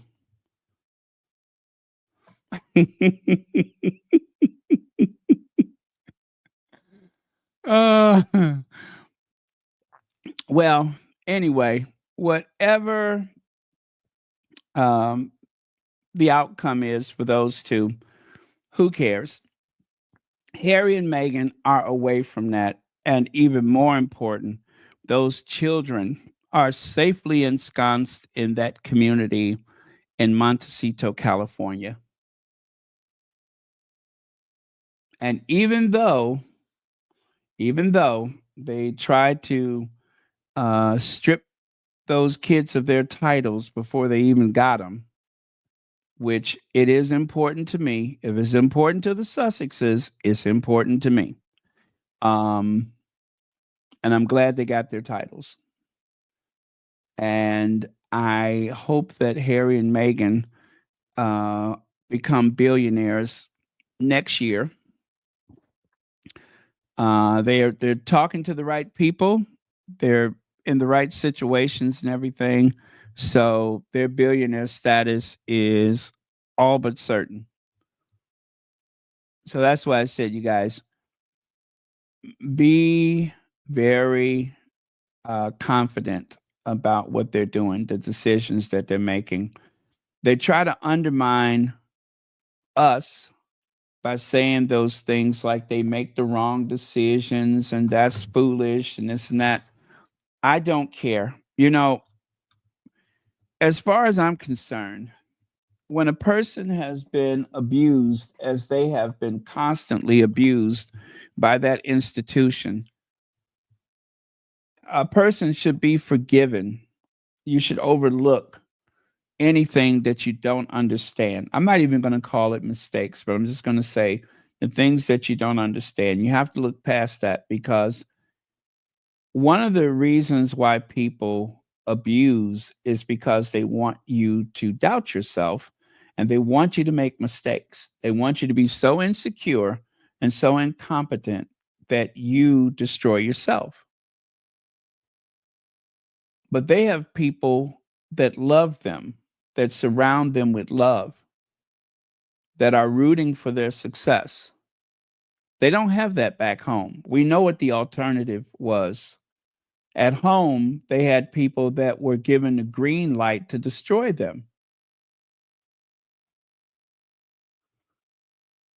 And whatever they say, all those little stupid polls and stuff like that, it doesn't matter. It does not matter. It's the way people receive them in person. And as the guy from Netflix says, Sarantos or whatever his name is, he said, when I'm in Meghan's company and people see her, the way that people perceive her is otherworldly. Now, some people just have that star quality and some people don't.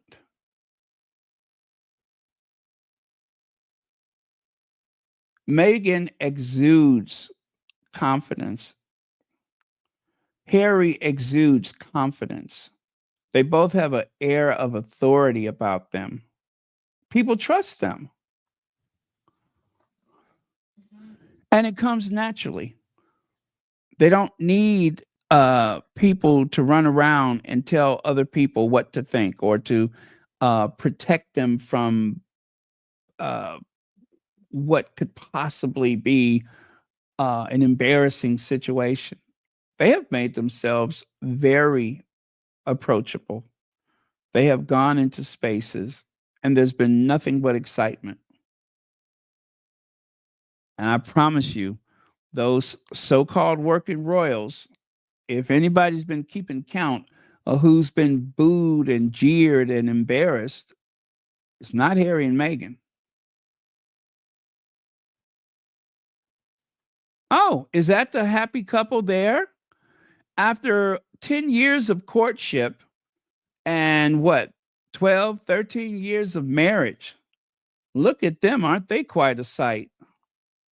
Never has there been anybody more happy and more in love than Will and Kate. The way that they turn away from each other, the way that they deflect the touch of one another, there's nothing but love there. I know love when I see it, and that is true love and happiness. When two people are so repulsed by one another, it's not because they don't like each other, it's because they're in love. It means the opposite, right?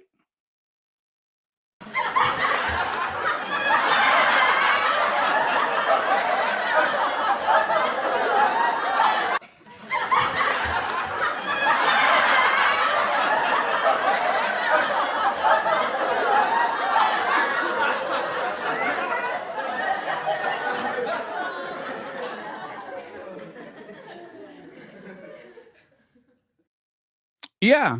Now that's what I call love. They have such a connection. They complete each other's sentences. Meanwhile, the headlines about the Sussexes and how doomed their relationship is, see how clever they are? Instead of writing about Harry and Meghan's divorce agony and divorce talks, they use Will and Kate. But but we know who they really talking about, right? They just use Will and Kate like a metaphor, but we know who they really talking about. Now, at any given time, they're going to say, oh, wait a minute, we was just kidding. It wasn't Will and Kate. Right? Where there's smoke, they're the ones that get this.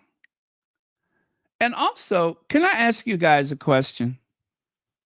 Have you seen anywhere, an official statement from anyone that said that Harry and Meghan have a professional separation? Because I don't know, I wake up in the morning and I look at the news. I go to the Oval Office and take care of my business. And while I'm sitting there, I'm looking at the news. Whatever I'm doing, I usually stop and look at the news. I have not seen anywhere where there has been some statement from the Sussexes saying that we are taking a professional separation. But I do know that they have two young children, that they have multiple investments and jobs and such to do. They have a foundation as well as a production company. I know that. Right? So they have a family. They have kids in school or preschool or whatever. That much I know. I don't think they have a staff of 62 people in their house. As far as I know, they don't own a helicopter. So I would imagine that when one is out working, whenever possible, the other stays home. I mean, it's just the way it is, isn't it? Who better to take care of your children than their parents? So I've not seen anywhere where there's been some statement saying that they are deliberately avoiding being in the same space with each other. Again, that's deflection. They really are talking about the other two.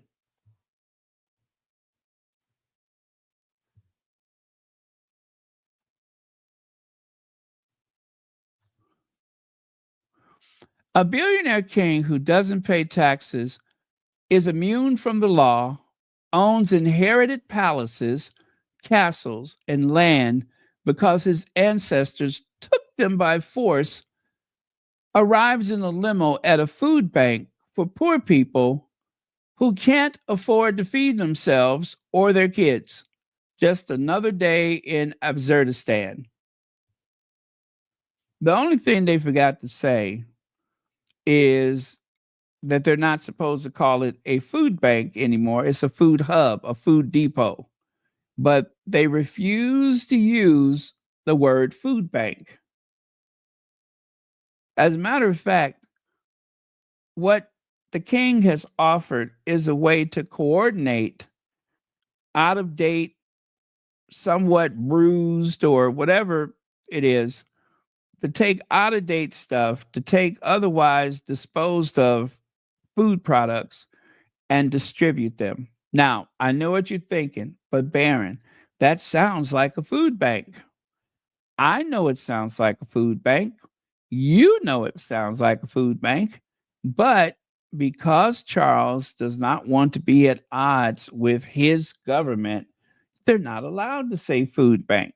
They're not allowed to acknowledge the fact that there are more food banks than there are McDonald's. They're not allowed to say that. Yes, Heather Stroud. Yes, it is true. It is very true.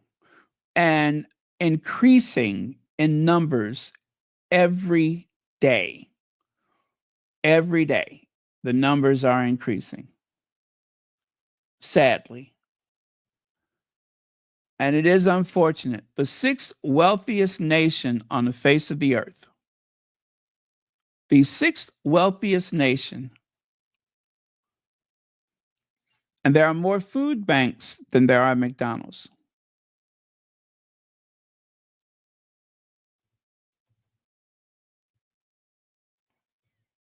Let me see if I can find that that graph that I referred to recently.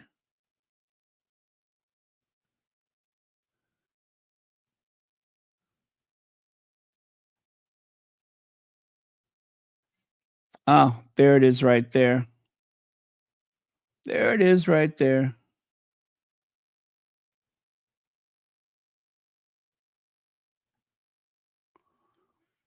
And this one is not the up to date, but number of people receiving 3 days worth of emergency food by Trussell Trust food banks in the United Kingdom from 2008-9 to 2021-2022. Now, it was trending up even before the global pandemic. So, to be fair, we should make allotments for the global pandemic. However, it was trending because things were becoming increasingly expensive thanks to Brexit. So, as you can see, 25,000 let's say 26,000 emergency 3-day emergency food allotments were given out on 26,000 occasions. Fast forward to the calendar year of 2022 or 2021 to 2022. 2,173,158 3-day emergency food supplies were given out. And the lines at the food banks are heartbreaking. And I really feel for the seniors, the pensioners that have worked so hard. I really feel for them.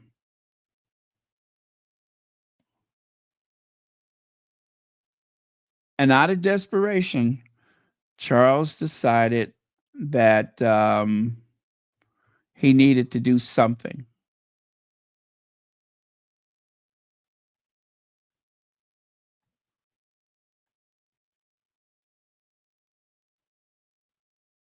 So, okay, let me take that away. Well, thank you for your question.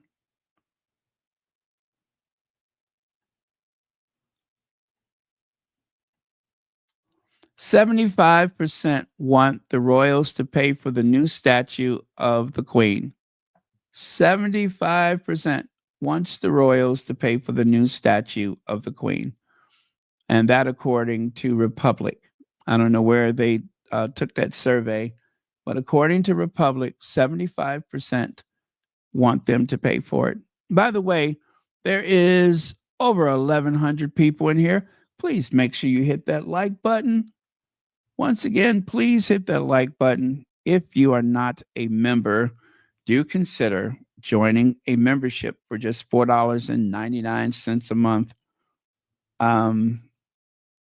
Royal Sussex is not Netflix. It's not Paramount, but it is a daily podcast made available free of charge. So for $4.99 a month, you can help support Royal Sussex. So please consider that. That's how much in a year? Not much. The price of a cup of coffee per month. Uh-oh.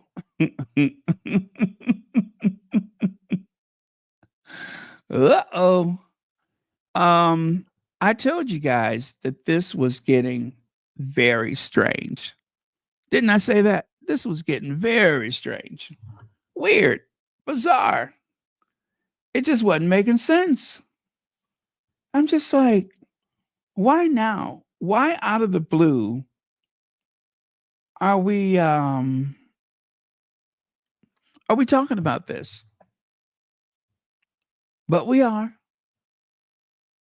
For some unknown reason, they have decided to push him out the nest, so to speak. Do the right thing, they said. Do the right thing. They have even said that there is a spy that he has been dealing with, and it may go back as far as 2001, which, if it goes back that far, why are we just talking about it in 2024? If it goes back to 2001, why are we talking about it in 2024? Shouldn't we have talked about it in 2015, 2010, 2005? How many feet does Sarah Ferguson have to stick in somebody's mouth before we decide to do something? Huh? How many times does Andrew have to stay overnight on somebody's island or New York mansion before we do something? Huh? How many times does he have to shake down his mother for some money to get out of trouble before we do something? Now, I don't know what the answer is, but I tell you this much. Out of the blue, for no apparent reason, they wait till Christmas of all times. Not his mama's funeral, not his daddy's funeral. They wait until Christmas of 2024 to try to shame him out of the spotlight. Why didn't they do that when the Queen had that memorial service for Prince Philip? I mean, you let him go every place else. But now all of a sudden, he is going to disappear from being seen with the royal family in public forever. Does that include Charles' funeral? Does that include the next coronation? All of those things? Or are we going to let him ease his way back in again? And you know what? I have a lot of respect for Sarah Ferguson, even though she got a bad habit of putting her foot in people's mouth.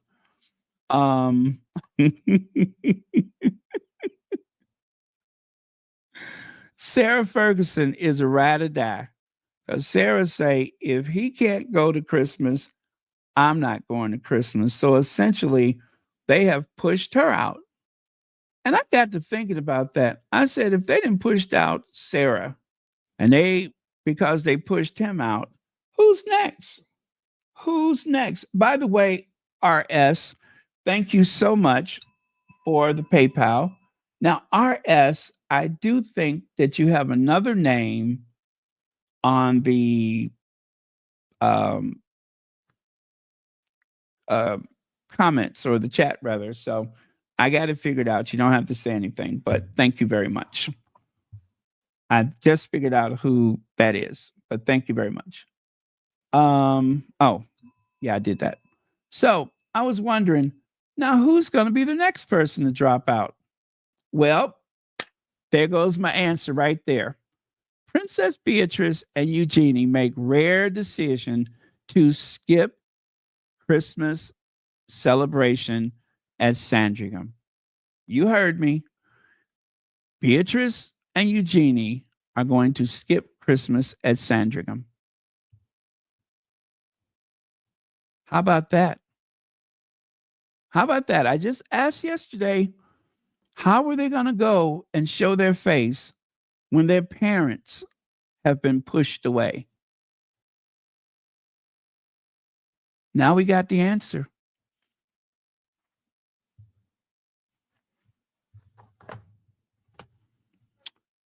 As they did last year, but stepped back from attending amid the uproar, Ferguson's attendance in 2023 marked the first time publicly that publicly seen at Sandringham in 30 years. Since her separation from Andrew in 1992, according to Tatler, people understand that Beatrice and Eugenie each had invitations to spend Christmas with their respective in-laws, extended some time ago, and that both women decided to do so. Beatrice has been married to that eye candy, Eduardo Monopoly Mosey for, should I say, since 2020. And currently pregnant with her second child with him due in 2025. They also share daughters Sienna Elizabeth, 3, and Christopher Wolf, known affectionately as Wolfie, and Edo's son from a previous relationship. Eugenie married the bartender Jack Brooksbank in 2018, and they share son August. That's the child's name, August, and he's 3 years old, and Ernest 1 year old. So the one that looks like a male exotic dancer is married to Beatrice, and the bartender is married to Eugenie.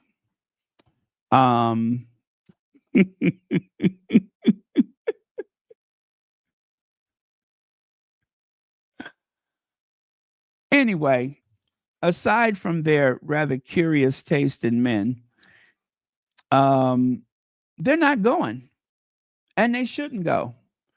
If my parents cannot go, if there's not enough charity at Christmas to welcome my parents, that would be humiliating.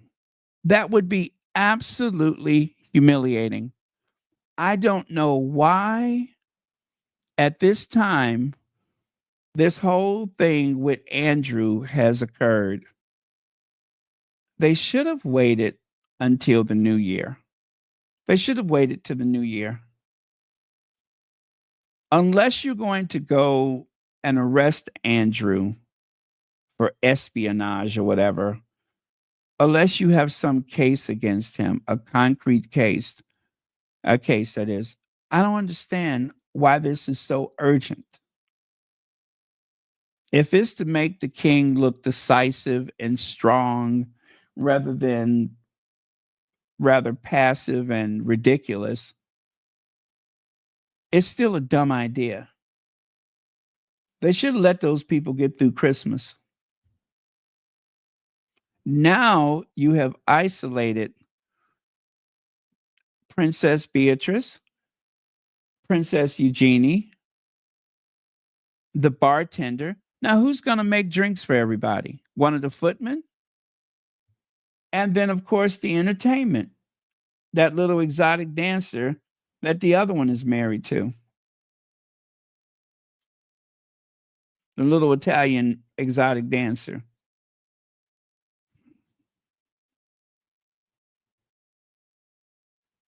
Eye candy. They have made a huge mistake. And it was so avoidable. But because they were trying to look strong and decisive, they were trying to make it look like Charles has a backbone. Now they're not going. I don't think they should go.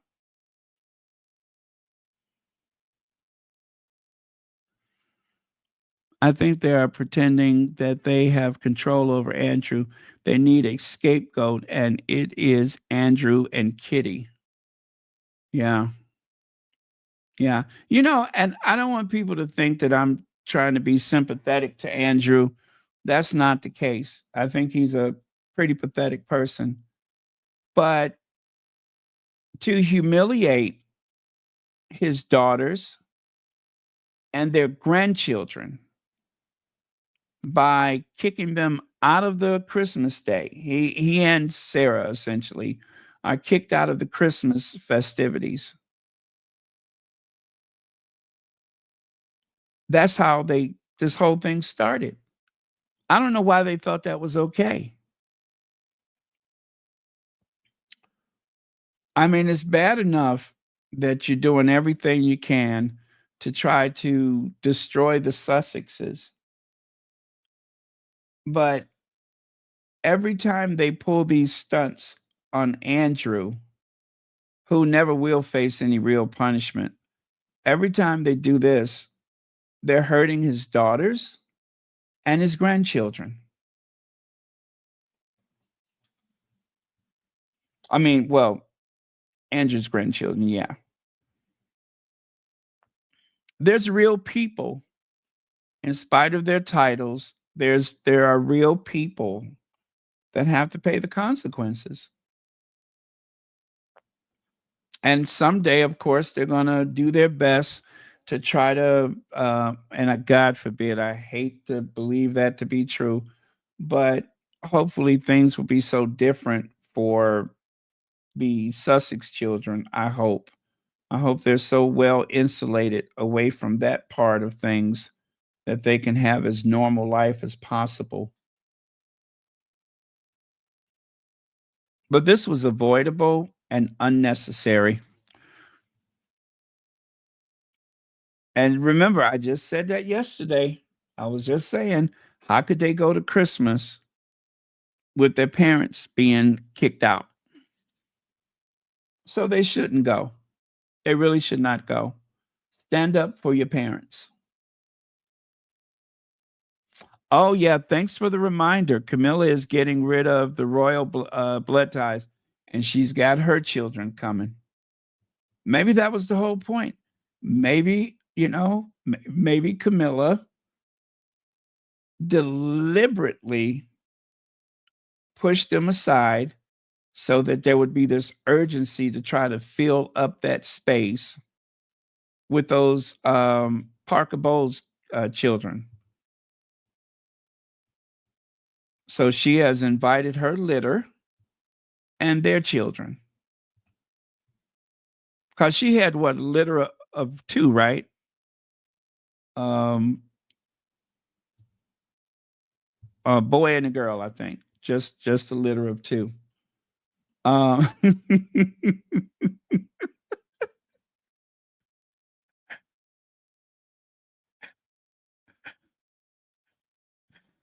Oh my goodness. You know what?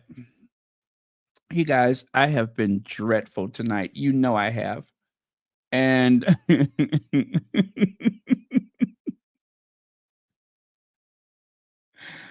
I have said bartender so much, you all don't even try to correct me anymore. So I think I have been a terrible influence on you all tonight. And 2 hours and 21 minutes. Good Lord. What have I been talking about? Okay, y'all, we got to get through these things. I'm talking too much. Do you guys recognize him? And no, that's not Camilla. Do y'all recognize him? I know the hair is kind of big and frizzy, but that is not the queen consort. This is the man who, according to historians, sent the very first Christmas card, which, by the way, I received a Christmas card today in a red envelope. I sure did. And is it beautiful? It is beautiful. I'm going to have to take a picture of it and share the cover of the card with you tomorrow. But I'll show you the front of it. It is beautiful. All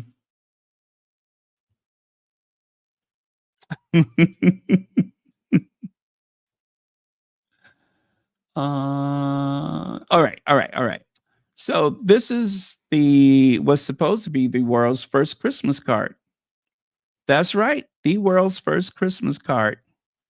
Let's see. It says a descendant of a man who sent the first Christmas card says she gets a mixed reaction from people when she tells them, oh, so he's the one to blame, is the response Alice McDonnell sometimes get when she reveals her great grandfather is credited with creating the first festive missive.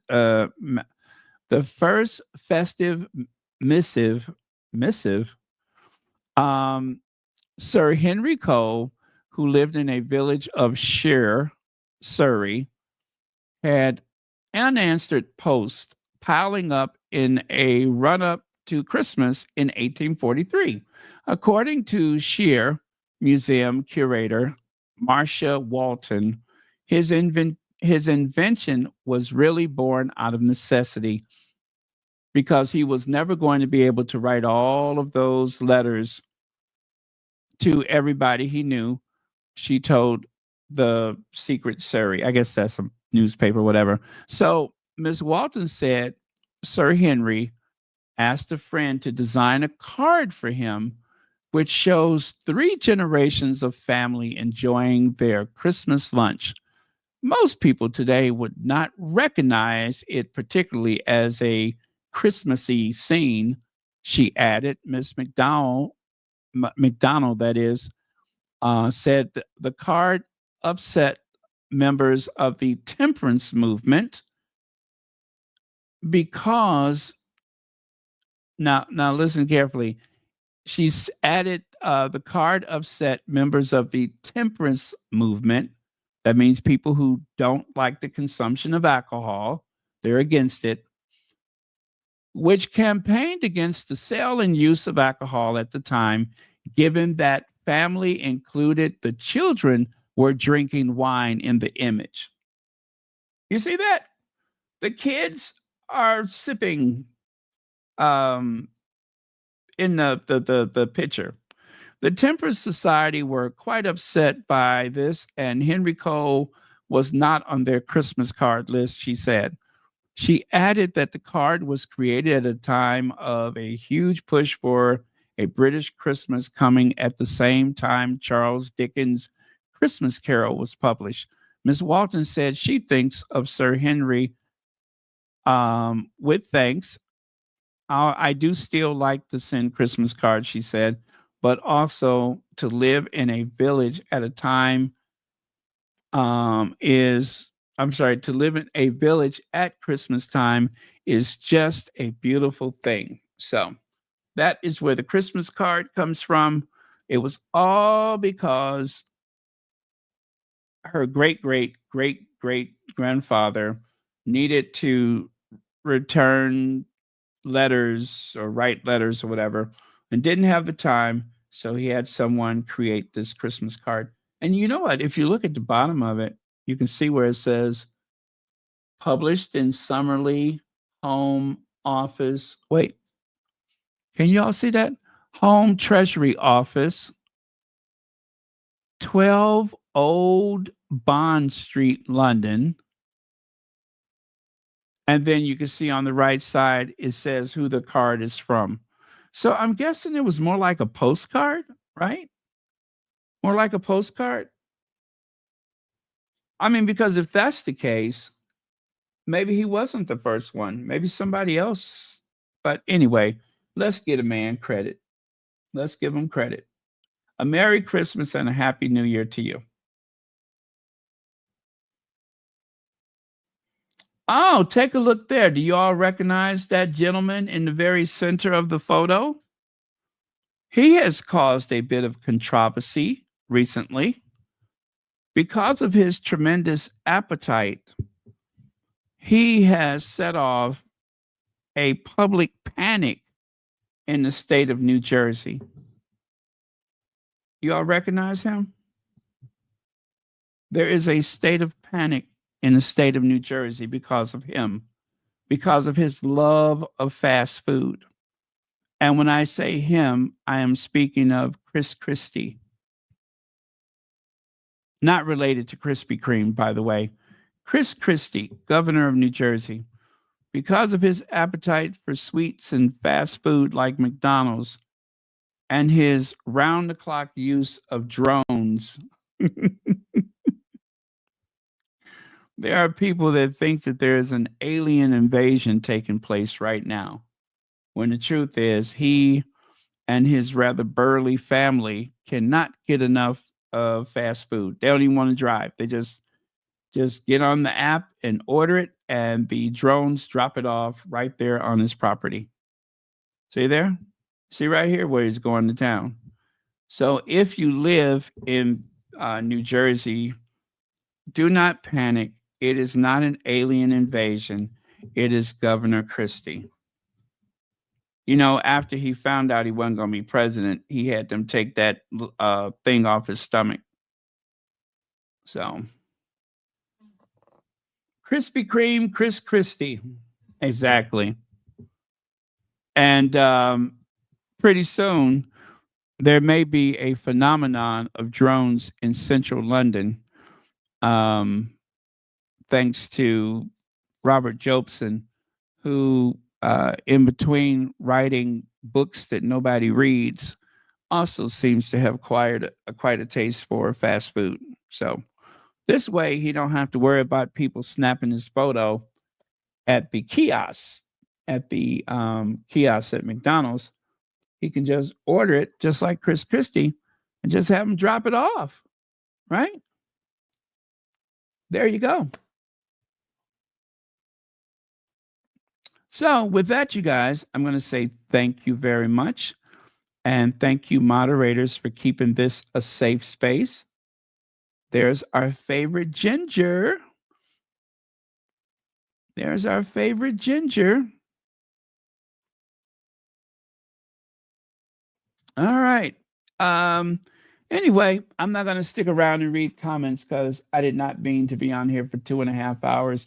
But thank you all so much for your constant support for Royal Sussex.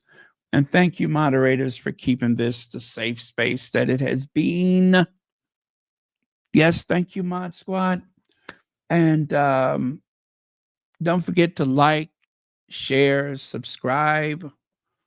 Yeah, I'm losing my voice tonight. I have healed my lips, but I'm losing my voice.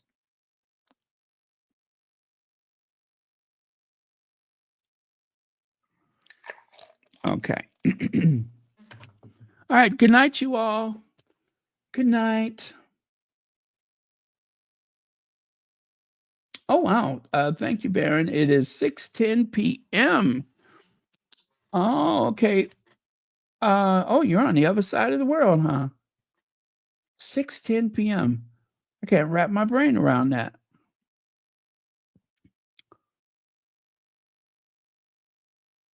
All right. Thank you, and thank you. Oh, yeah, you know what? I didn't think about that. What are we going to end with tonight? Let me see.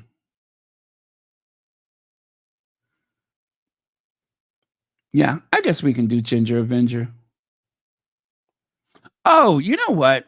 Let's do Let's do the lady from the islands. We haven't done that one for a while. Let's end with the lady from the islands. Okay.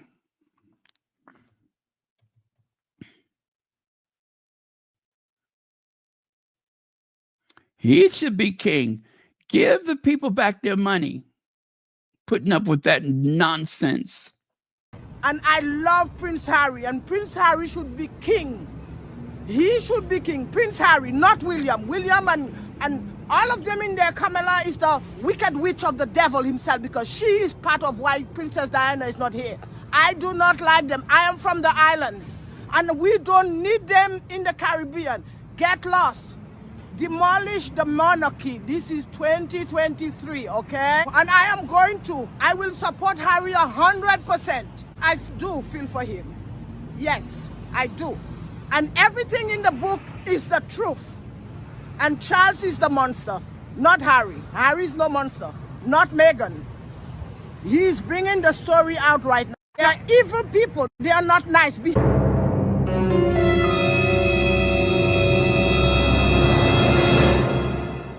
Behind the wall, we all are one human being, and behind that wall there are no difference with me and you and any other Brits. Give the people back the money. They are just welfare recipients living off the taxpayers of the British people, and the British people are stupid supporting that nonsense monarchy. It is nothing. It's just a title. It means nothing. A title. I'm angry at them.